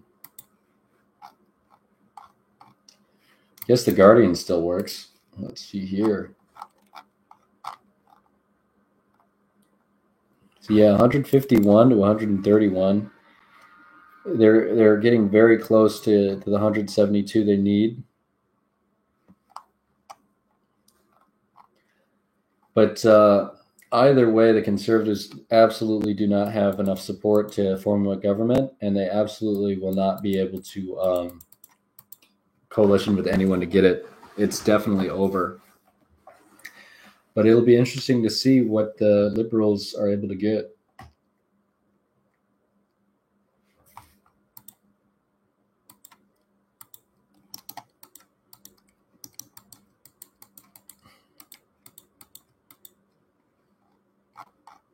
Okay, here's my good map again.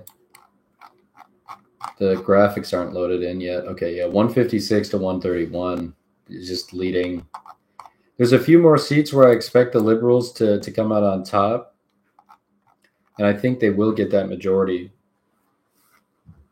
Let's see what the popular vote margin is here. Wonder which map. The Guardian should have the popular vote, I think. No, they don't. The one I did have that had the popular vote was the CBC, but they're not working anymore.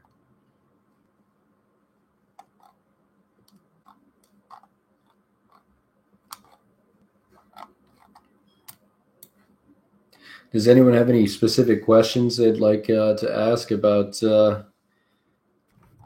how the election went, or how I think what I think caused this?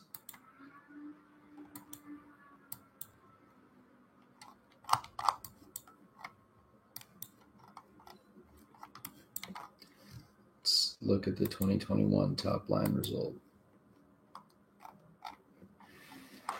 So the Conservatives did make some gains. They had 119 in 2021. And it looks like I expect them to get a few more here, maybe 133 or so. The Bloc Québécois appears to kind of have lost a couple of constituencies to the Liberals. I think it would just be to the Liberals. Let's see.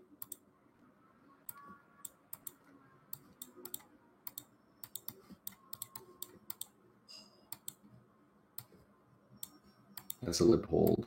Yeah, this is a key seat here. I don't know how it's going to end, but this is a seat the Liberals in Shefford are gaining from the Bloc Québécois. That's going to be on their key path to a majority here. Here is another key path to majority in Montreal here. That's crazy that there's a Conservative winning in the middle, but that's probably not going to be the end for them. The NDP holding Montreal, a single seat. That's pretty interesting.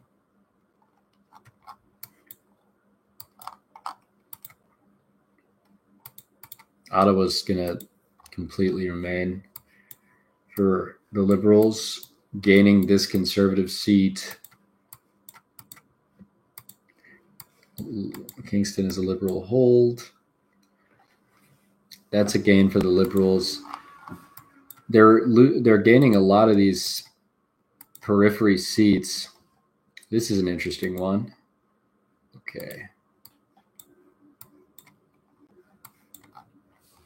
So they're now at 158 of 172. That's going to be close on if they get a majority or not. But they're definitely going to get within the margin to where they can coalition with just the NDP and the NDP only. But the NDP is going to have some soul searching, and there's going to be a question on if they should continue to coalition with the Liberals or not, just based on how that is going for them right now. Now, they probably would prefer to have a government where they coalition with the Liberals as opposed to, the Bloc Québécois. But it's going to be hard for them going forward. Now 158 to 130.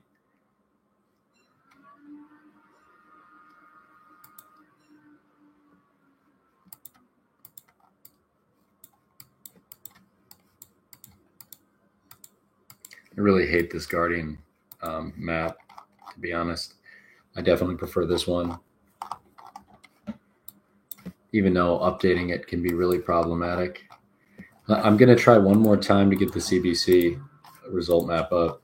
I'll try the New York Times one, but this is the worst New York Times election graphic I've ever seen. They have all the constituency results, but they don't have the map, which is irritating. I guess they do have this map, but they're only showing confirmed seats and not the ones where people are leading in. So I want to ignore the New York Times with that one. I'm going to just get rid of the Guardian because I just hate looking at their map.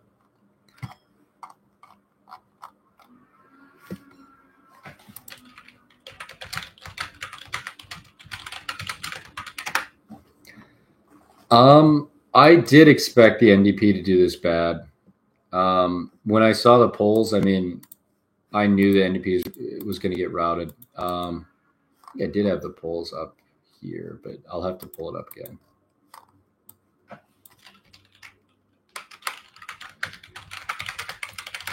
I mean, there's just no way to cut it. I mean, you might have some people liking a specific candidate here or there, but I mean, they were at 20% in 2021, give or take. I mean, 18%, that's still pretty high. This is in September 2021. They got 18% of the popular vote.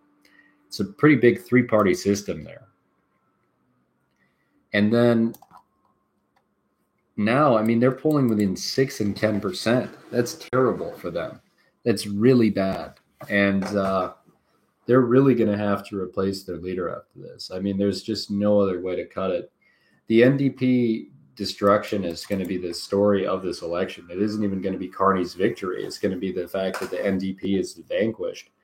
They're going to have a lot of trouble building up what they once had, because even in constituencies where they were holding, they're fighting tooth and nail to keep.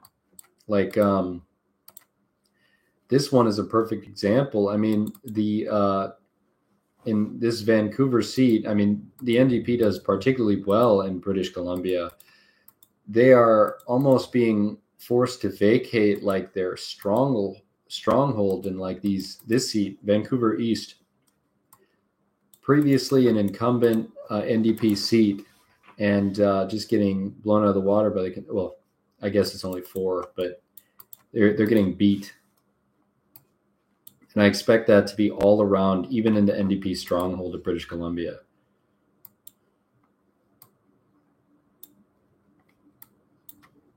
They're going to keep these seats, I assume, because the Liberals are pretty weak here. But I expect it to be pretty tough. Now let's look at the top line margins, 159 to 133. One green seat was called. Which green seat, or not called yet, but I wonder where that is. Probably in the West. No, I don't know. That's in Ontario. Okay, I'll find it somewhere.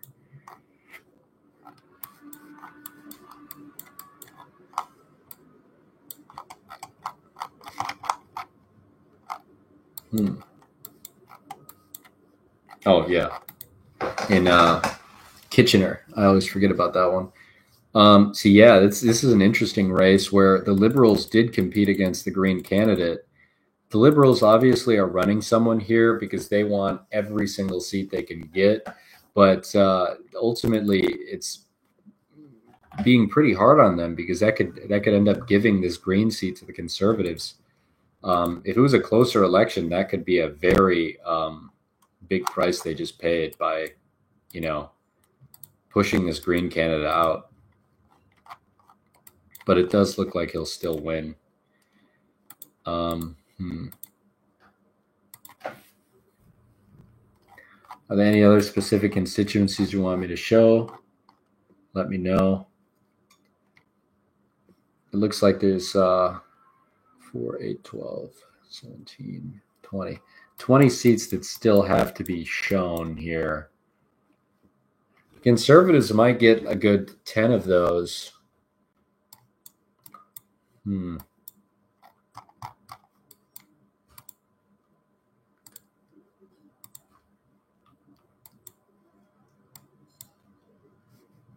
That's really tough. They're losing in Calgary for them.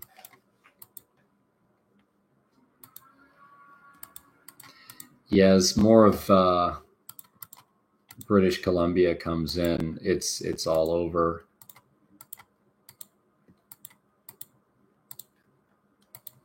That's all the Liberals need right there to get a majority. I'm going to go on a whim and say I'm fairly convinced there's going to be a Liberal majority. If not a Liberal majority, it will be very thin, like at least 168.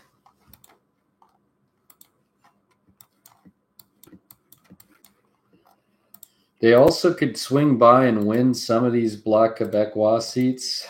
They're pretty tight margins here.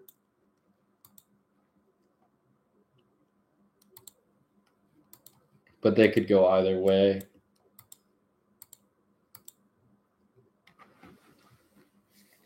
The NDP holding 8 is if that is the total amount they do hold, is not too bad for them, because they really only had like 25 in the previous election.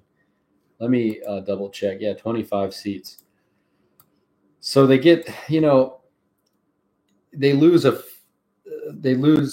only have 25% of their vote share, but they still keep a third of their seats. Now it just jumped up to 9. That is not too bad for them, because they still get to keep some of their, top line candidates. They can still pick out a new leader.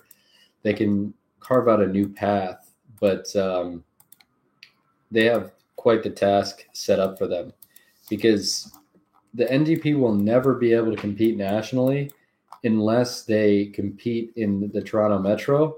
And what this is proving to me right now is they are not going to be able to compete in the Toronto Metro anytime soon, because every one of their candidates got less than 5% of the vote, except for like Toronto proper.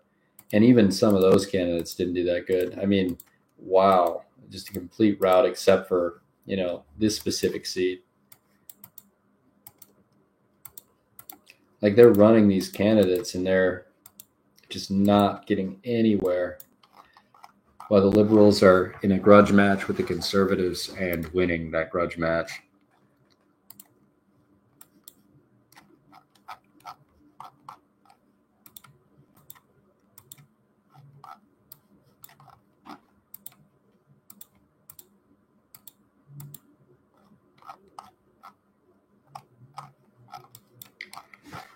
Montreal's going pretty well for the Liberals, but that was expected.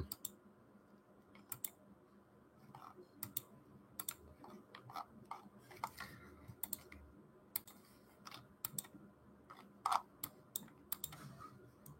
wonder where the Bloc Quebec lost.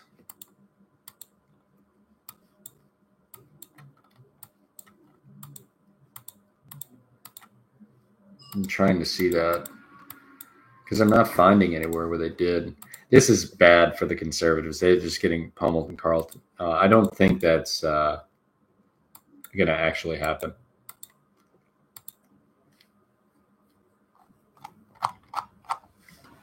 So we're now at 162 to 137. So the Conservatives are, they gained a good 20 seats throughout the country. That's good for them.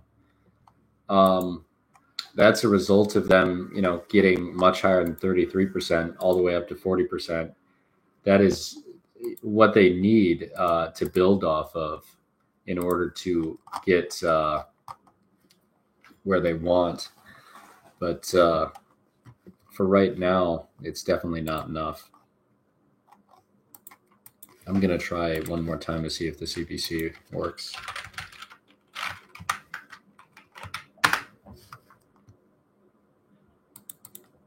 Maybe if I just do CBC website, then their map.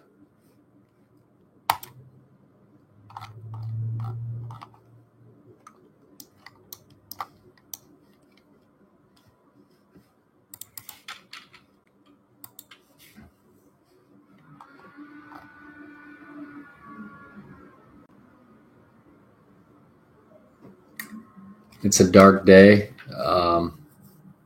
Yeah, that's to say the least, Jagmeet. Okay, I don't want to watch the CBC thing. I just want to watch their.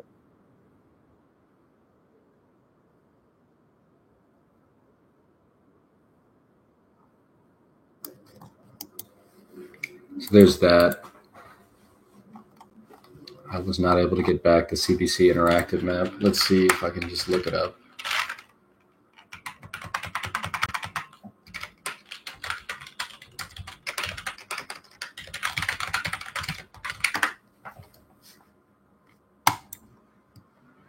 No, that's definitely not it.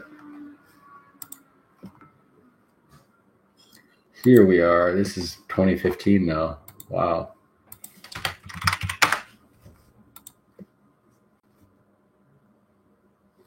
Yeah, whatever program they were using crashed.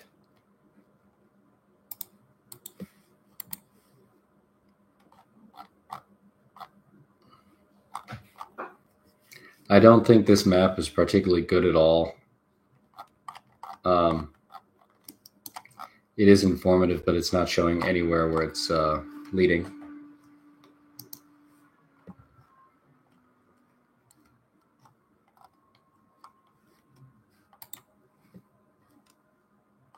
Well, the Ontario map works.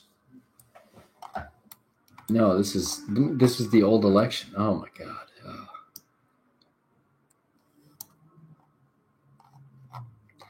So the New Democrats are fine when it comes to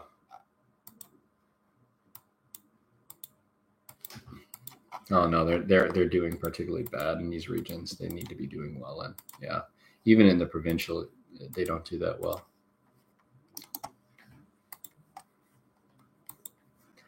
This map should be updated. Okay, yeah.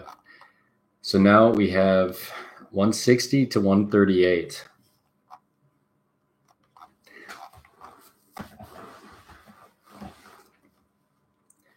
I definitely expect the Conservatives to get at least 140 out of that then, because they still have a couple of seats they are guaranteed to win, like this one.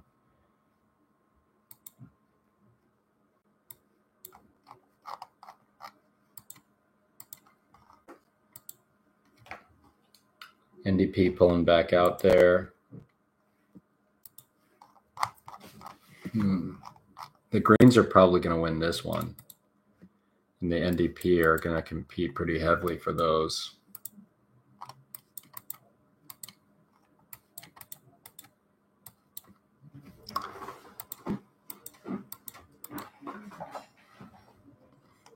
Crazy margins here where the Conservatives are getting 84% of the vote in this one constituency.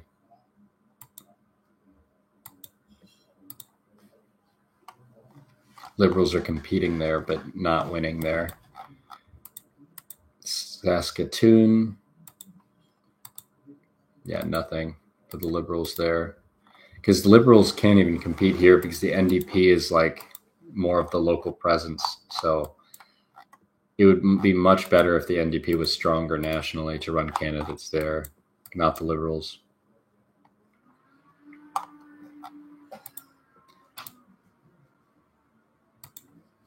NDP holding Winnipeg Center, that's surprising. The NDP getting 10 seats is pretty good for them right now. I would say if they continue getting seats, that would be good. It looks like a couple seats just flipped from the Liberals to the Conservatives nationally. That's not good for the Liberals, but the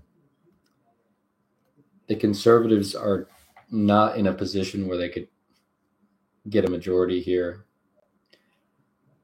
I'm much less convinced that the Liberals will get a majority now. They might be losing a couple of seats where it looked like they had a chance in earlier.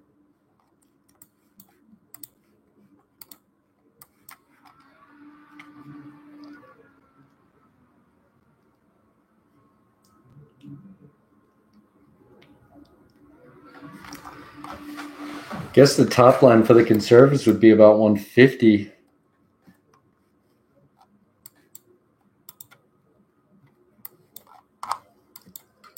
It's hard to tell. One question I have is if the NDP is going to benefit from the Liberals winning an outright majority or being able to form another coalition. Because if they're in another coalition, they'll be able to leverage policy with the Liberals, but they'll have much weakened seat margins, which could hurt them. If they have like the ability to campaign outside of the government, they might be able to gain seats again and run as an opposition party to the Liberals, but I don't know. It's hard to tell how they would benefit from that. They are barely holding Edmonton with those results coming in. That is a seat that the NDP really needs to hold if they want to have national presence later.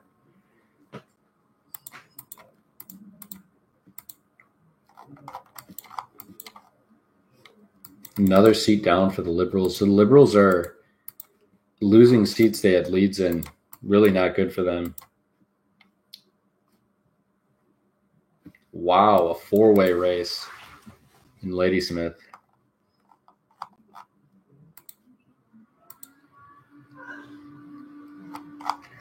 This could be rurals coming in to benefit Conservatives right now in some of the British Columbia seats, but I'm not really sure what's causing that effect. There's still 7 seats yet to be counted at all.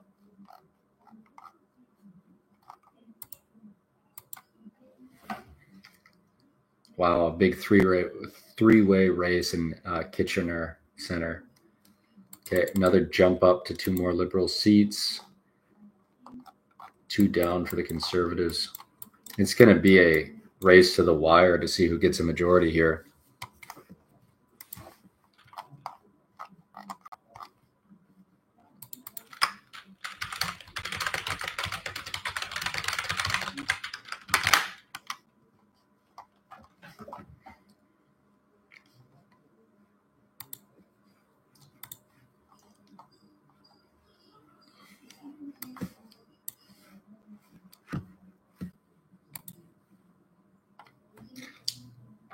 Does anyone else have any questions here in the background?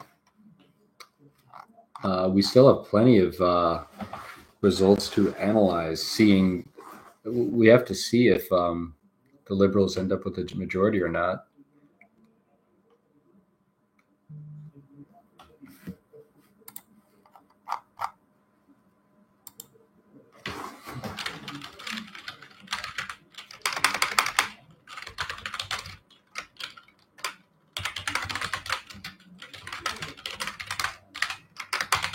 One second, everybody waiting.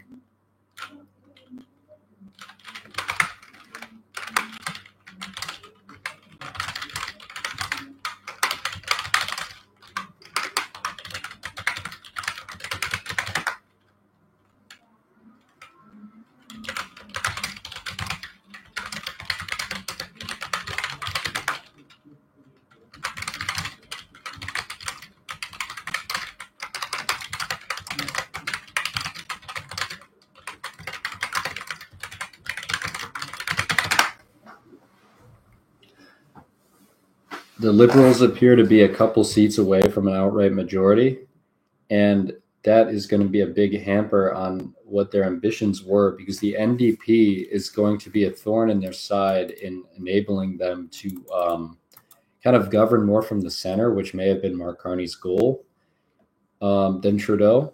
The NDP is not going to give them the votes if he chooses to do that, and they're going to make sure to try to hold the Liberal feet to the fire and keep them from moving to the center. So really, these last 12 seats where the Liberals could potentially get a majority in are going to say a lot about what's going to happen. I definitely expect them to get enough to where they'll only need the NDP. They won't really need Bloc Québécois. But I guess if they do want to, run to the center and then placate Quebec interests, they could just govern with the Bloc Québécois instead of the NDP, and then the NDP could kind of run against themselves for the future.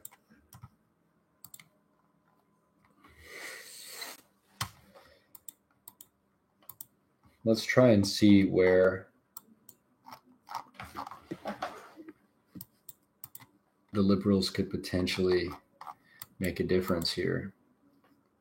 I know for a fact a lot of these seats are too early to tell and will flip.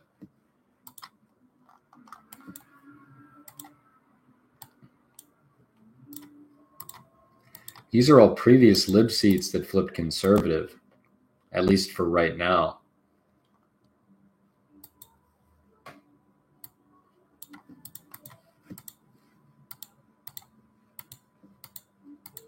This is a confirmed Conservative gain from the Liberals. That's a really bad margin too. So they kind of clawed back into Toronto.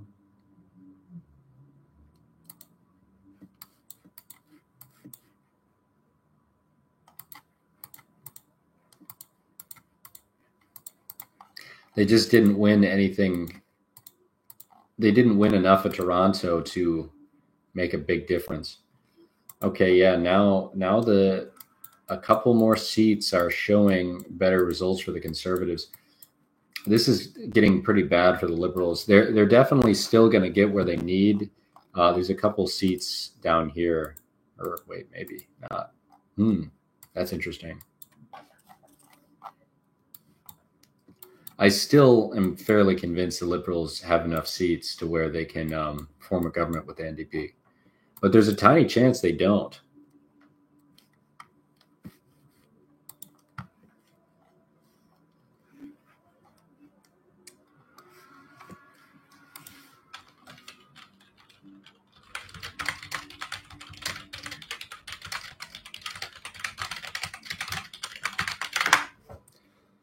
Okay, and then all of a sudden it looks a lot worse for the Liberals here. The Conservatives aren't going to be able to coalition with the bloc, but let's see actually where they're at. If they're able to swing over 3 or 4 seats, they technically could win with the coalition. But what are the 4 more seats? That's previously a Lib seat. That's previously Conservative.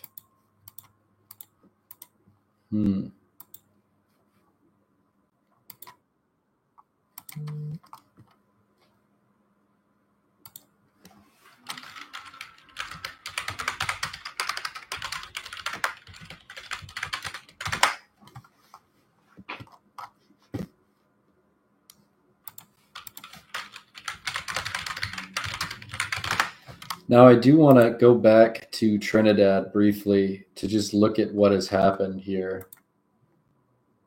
Let me refresh the map. Yeah, this is not giving me what I want. I'm just going to have to look it up here.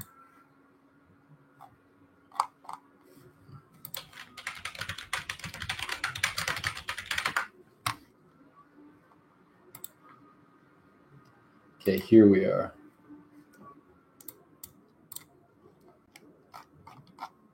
This is a great map here. So we can see in these battleground constituencies, massive swing towards the UNC. Big victory for the UNC in Sangre Grande.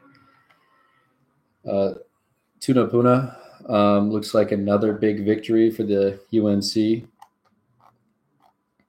They're currently leading in 25 constituencies, and they got a much bigger popular vote lead than in the past.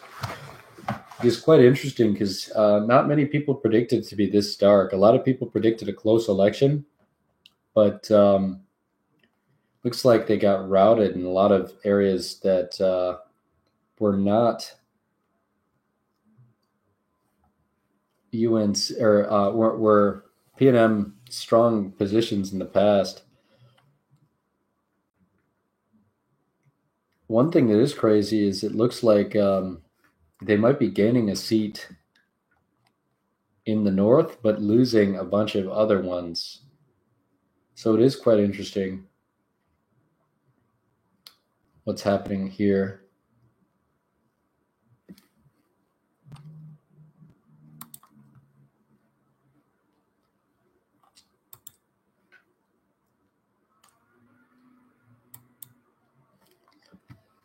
Yeah, one thing that is clear, based on these results, if you're looking at the leaders of different parties, the Canadian leader of the Conservative Party, Pierre Poilievre, I don't know if I'm pronouncing that properly, is definitely going to remain the leader. He is the most successful Conservative leader since Steve Harper, and I don't think that's going to change anytime soon. The Liberals are going down in a lot of seats as more votes are being counted. I don't think it's over yet. I mean, I would say the election's probably over, but they're going to have a tough time in some of these last seats. Well, that one I think is going to flip back. These two right here, definitely going to go back to the NDP. But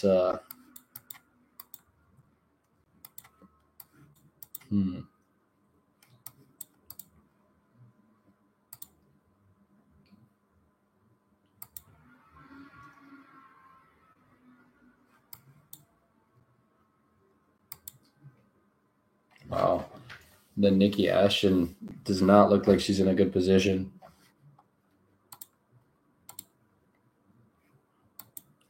Leah Gazan does, though. She seems fine.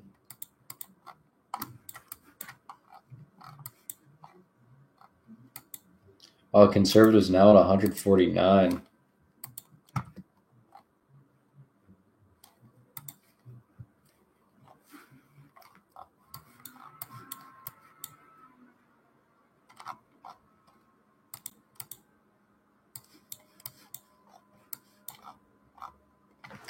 To give a synopsis of what's going on right now, the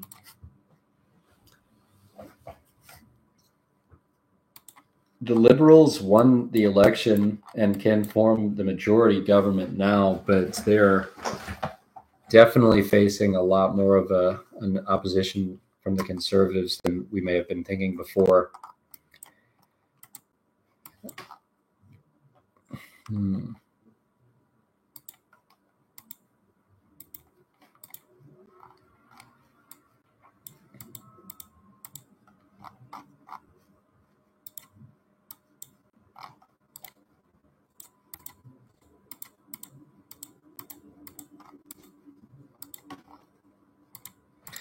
There's some seats the NDP are losing, which are going to the Conservatives, which is bad for both the Liberals and the NDP.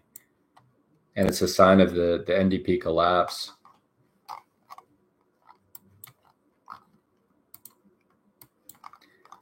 They did call the election for Mark Carney and the Liberals, but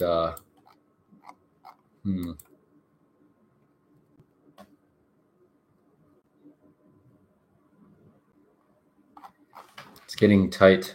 I think it was a little early for them to make that declaration, though.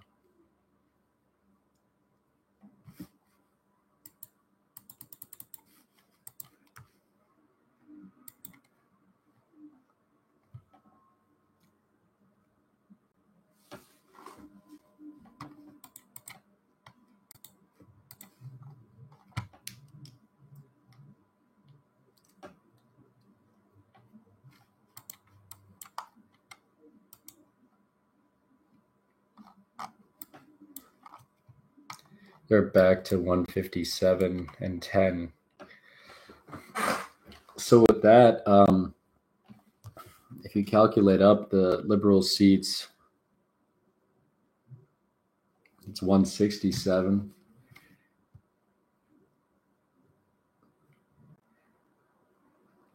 That would only make a 172 majority, so they might need to coalition with the bloc. And this would be really bad for the NDP both ways, because they won't be able to have coalition kingmaker power. It's going to be the bloc.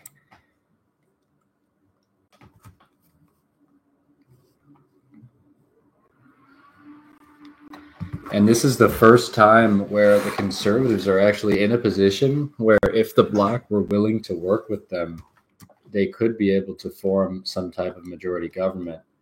But that would be very thin. And this is with a lot of these seats in British Columbia that I just do not think will remain Conservative right here. So these two you can kind of subtract from the top line amount from the Conservatives. But there's a few others in Vancouver which could really go towards the Conservatives unexpectedly.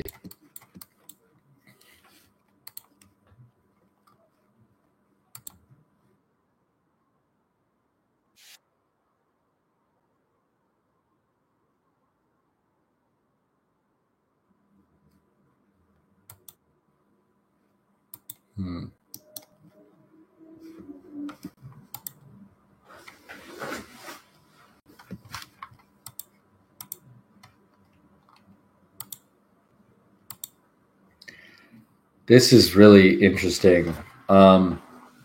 With 45 of 213 polls remaining, the Conservatives are taking the lead in Kitchener Center, which is a green seat. We can check how it was in 2021. And this is really, I think, a symptom of the Liberals biting off more than they can chew, trying to get a lot of these safe seats that, the Greens may not be allied to them, 100%, but man, that would be a better seat for the Liberals to have than the Conservatives, or no, the Greens to have than the Conservatives from a Liberal perspective. And blowing them off to that point is not good. I mean, this would be the same thing if these British Columbia seats end up going to the Conservatives. That would be particularly bad for the Liberals right now. NDP only at 10 seats. They don't have the coalition they need. We'll wait for more votes to come in. I mean, I can compare it to the 2021, but this election is really not over. Let's see, 2021. How bad was it here? The NDP got 42% here. The NDP got 30% there. So really, these seats, it would be surprising to see the Conservatives win. But the Liberals don't have that strong of a coalition out west. And if more people voted Liberal instead of NDP incumbents, it could really be bad for the Liberals and the NDP, because it could just lead to an easy Conservative victory, which could be the case in Ladysmith that I was not expecting earlier. That could be the case here as well.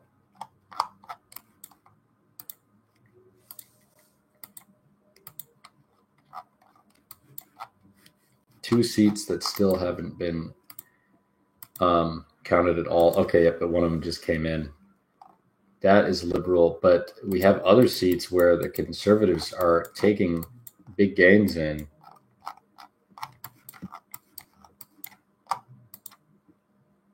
Wonder where that is happening. Yeah, no, it looks like the Toronto Metro. It's getting really hard for the Liberals.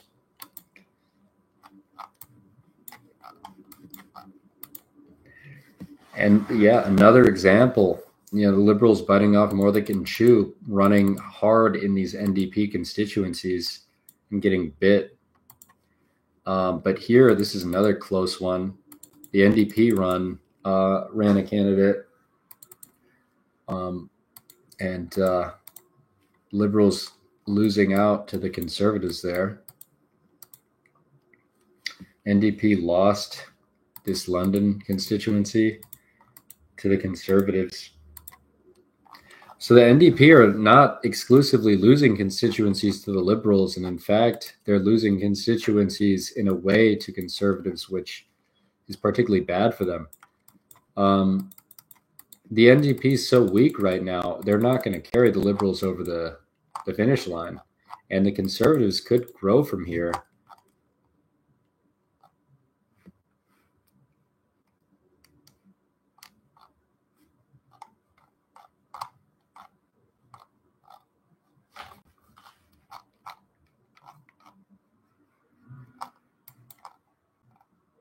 Very good day for the Conservative leader. Even if he doesn't win today, he has the path forward for another election.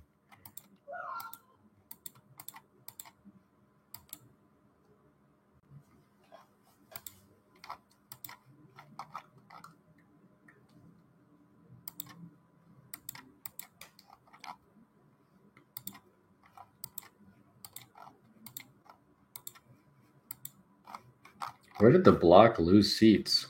I'm wondering.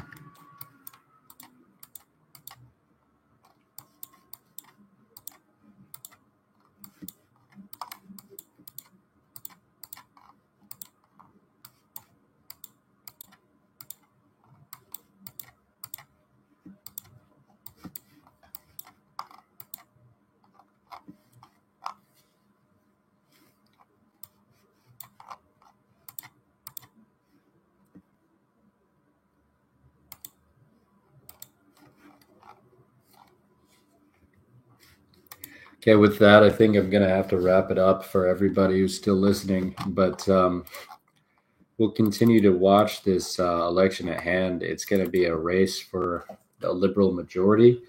But I would be pretty convinced, based on the data I'm seeing right now, the Liberals are going to have a minority government. And it's on the margins. They're probably going to either have to work with the Bloc Quebec. I think they're going to have to work with Bloc Quebec, but they very well may be locked out of their ability to coalition with the NDP after this election, which is pretty unprecedented. Going in, it looked like with all the votes they were going to get, they'd be able to push over this 160 margin, maybe to like 165, and then be able to coalition with the NDP, even with NDP losses rampant throughout the country. But it just doesn't look like that's going to be the case. Elizabeth May is the only Green winner in the entire country, it looks like. It's a really bad day for the third parties. Oh, it looks like a couple more people hopped in, so I'm able to keep going forward. But let's see here. This election, while it's been called for Mark Carney, and I do believe the Liberals have won because they have the best ability to coalition with these three parties if necessary. The Conservatives are outperforming what expectations were an hour ago, and they're really just moving in a lot of these constituencies that were pretty strong for either the Liberals or the NDP, and could be winning them. It's not really clear yet. This looks like the NDP came back. This looks like the Liberals are taking the lead in. But we really can't tell until all the votes are tallied.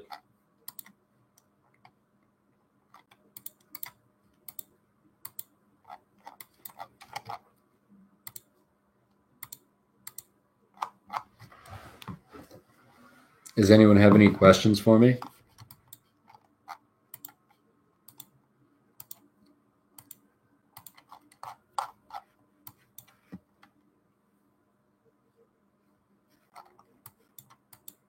What's a better constituency here?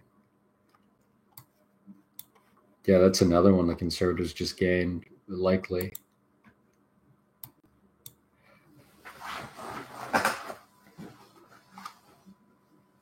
$158.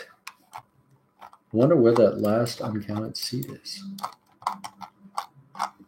Oh, right here. So that's another seat for the Liberals. Is pretty likely.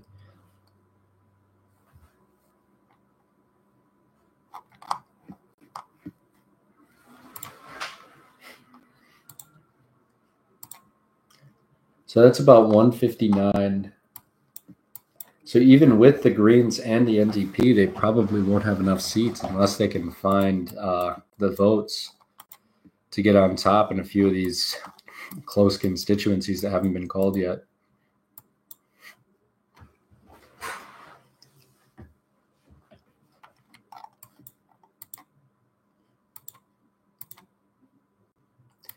They have their own close constituencies. They could lose the Conservatives by any margin. I mean, these 3 seats right here are very bad for the Liberals to lose.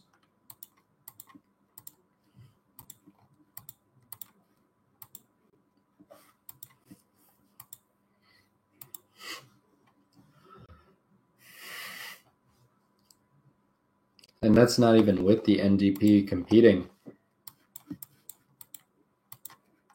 It looks like a lot of conservatives may have turned out to vote, and a lot of NDP voters may have either stayed home or voted conservative, more so than you would have thought at the beginning of the election.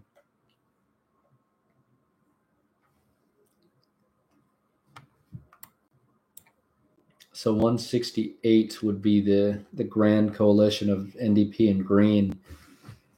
Ultimately, Bloc Quebec will likely come in to save the Liberals, but this is not what Mark Carney would have wanted when he was polling so well before the election. And my assumption is the popular vote is going well for them. Let me see if anyone does have the popular vote. Yeah, popular vote, they're winning by around 1%. They lost the popular vote in the last election. So this popular vote lead is something they would have thought would have been very good for them, but it's really the Conservatives getting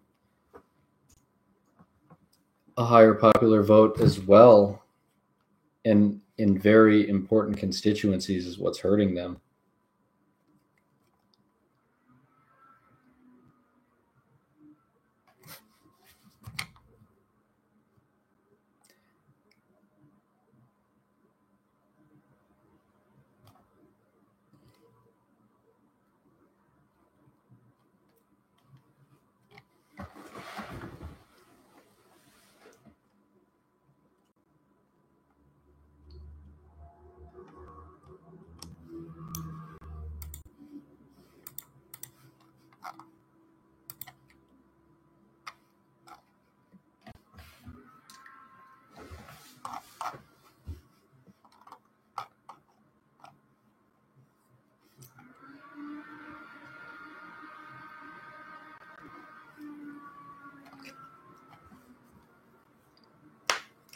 I'm 100% convinced that there's not going to be a Liberal majority government after this now. Even if they get everything to go their way, it won't be enough. But I'm also a little, I would say it's about 50-50 on if the Liberals get enough to form a coalition with the NDP now. I do think 1 or 2 of these might flip back, which will be key in British Columbia, but there's no guarantee. Like this one, Jagmeet Singh's constituency, I don't think it's going to go to a Conservative. I can just pull up the results for.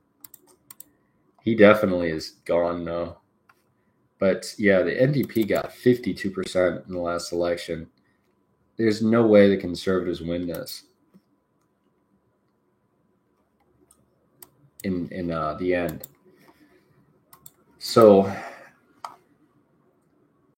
oh wait, no, that's the next one. Burnaby West, yeah. So the NDP got 37%, Liberals got 23%. That's a little different. I do think the Liberals.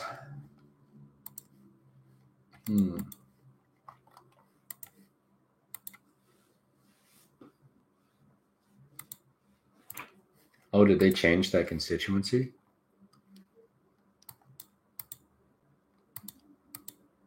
Burnaby South. Okay, yeah. No, that's it. No, it is changed.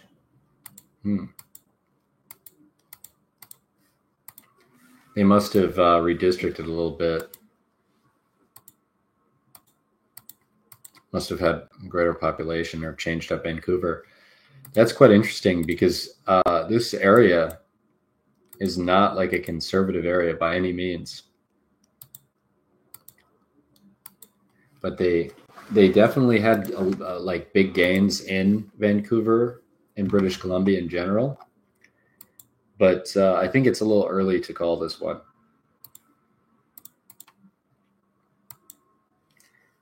That's a seat where I'd be really scared if I was the NDP or the Liberals, because that looks like a vote split community.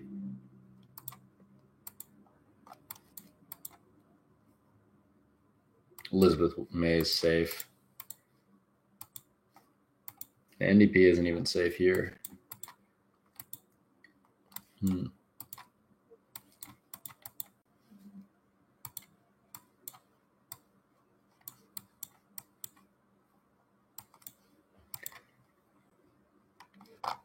Okay, with that, I think I'm gonna call it a night. I do think the Liberals will gain a couple of seats in the end, maybe like 158, 159. They're going to need 172 or 162 to coalition with the NDP. So they need to find 5 different constituencies here. Ultimately, I think the most likely coalition is the Liberals versus the Liberals and the Bloc Québécois. They're going to have to give a lot of concessions for that. The NDP is going to have to find themselves outside of that and work on their own, internal divisions, what caused their ultimate defeat here. The Greens, looks like they picked back up that constituency the Conservatives were winning in Kitchener. So the Greens getting 2, it might make a difference if the Liberals want to work with the Greens and the NDP instead of the Bloc Québécois, but I just don't think that's likely. I think the Greens like being a little independent of that. So it would just create more problems for the Liberals if they had to work with the Greens.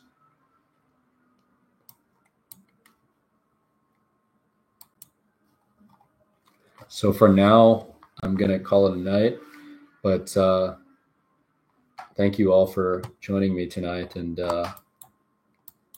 we'll continue covering different elections all across the world.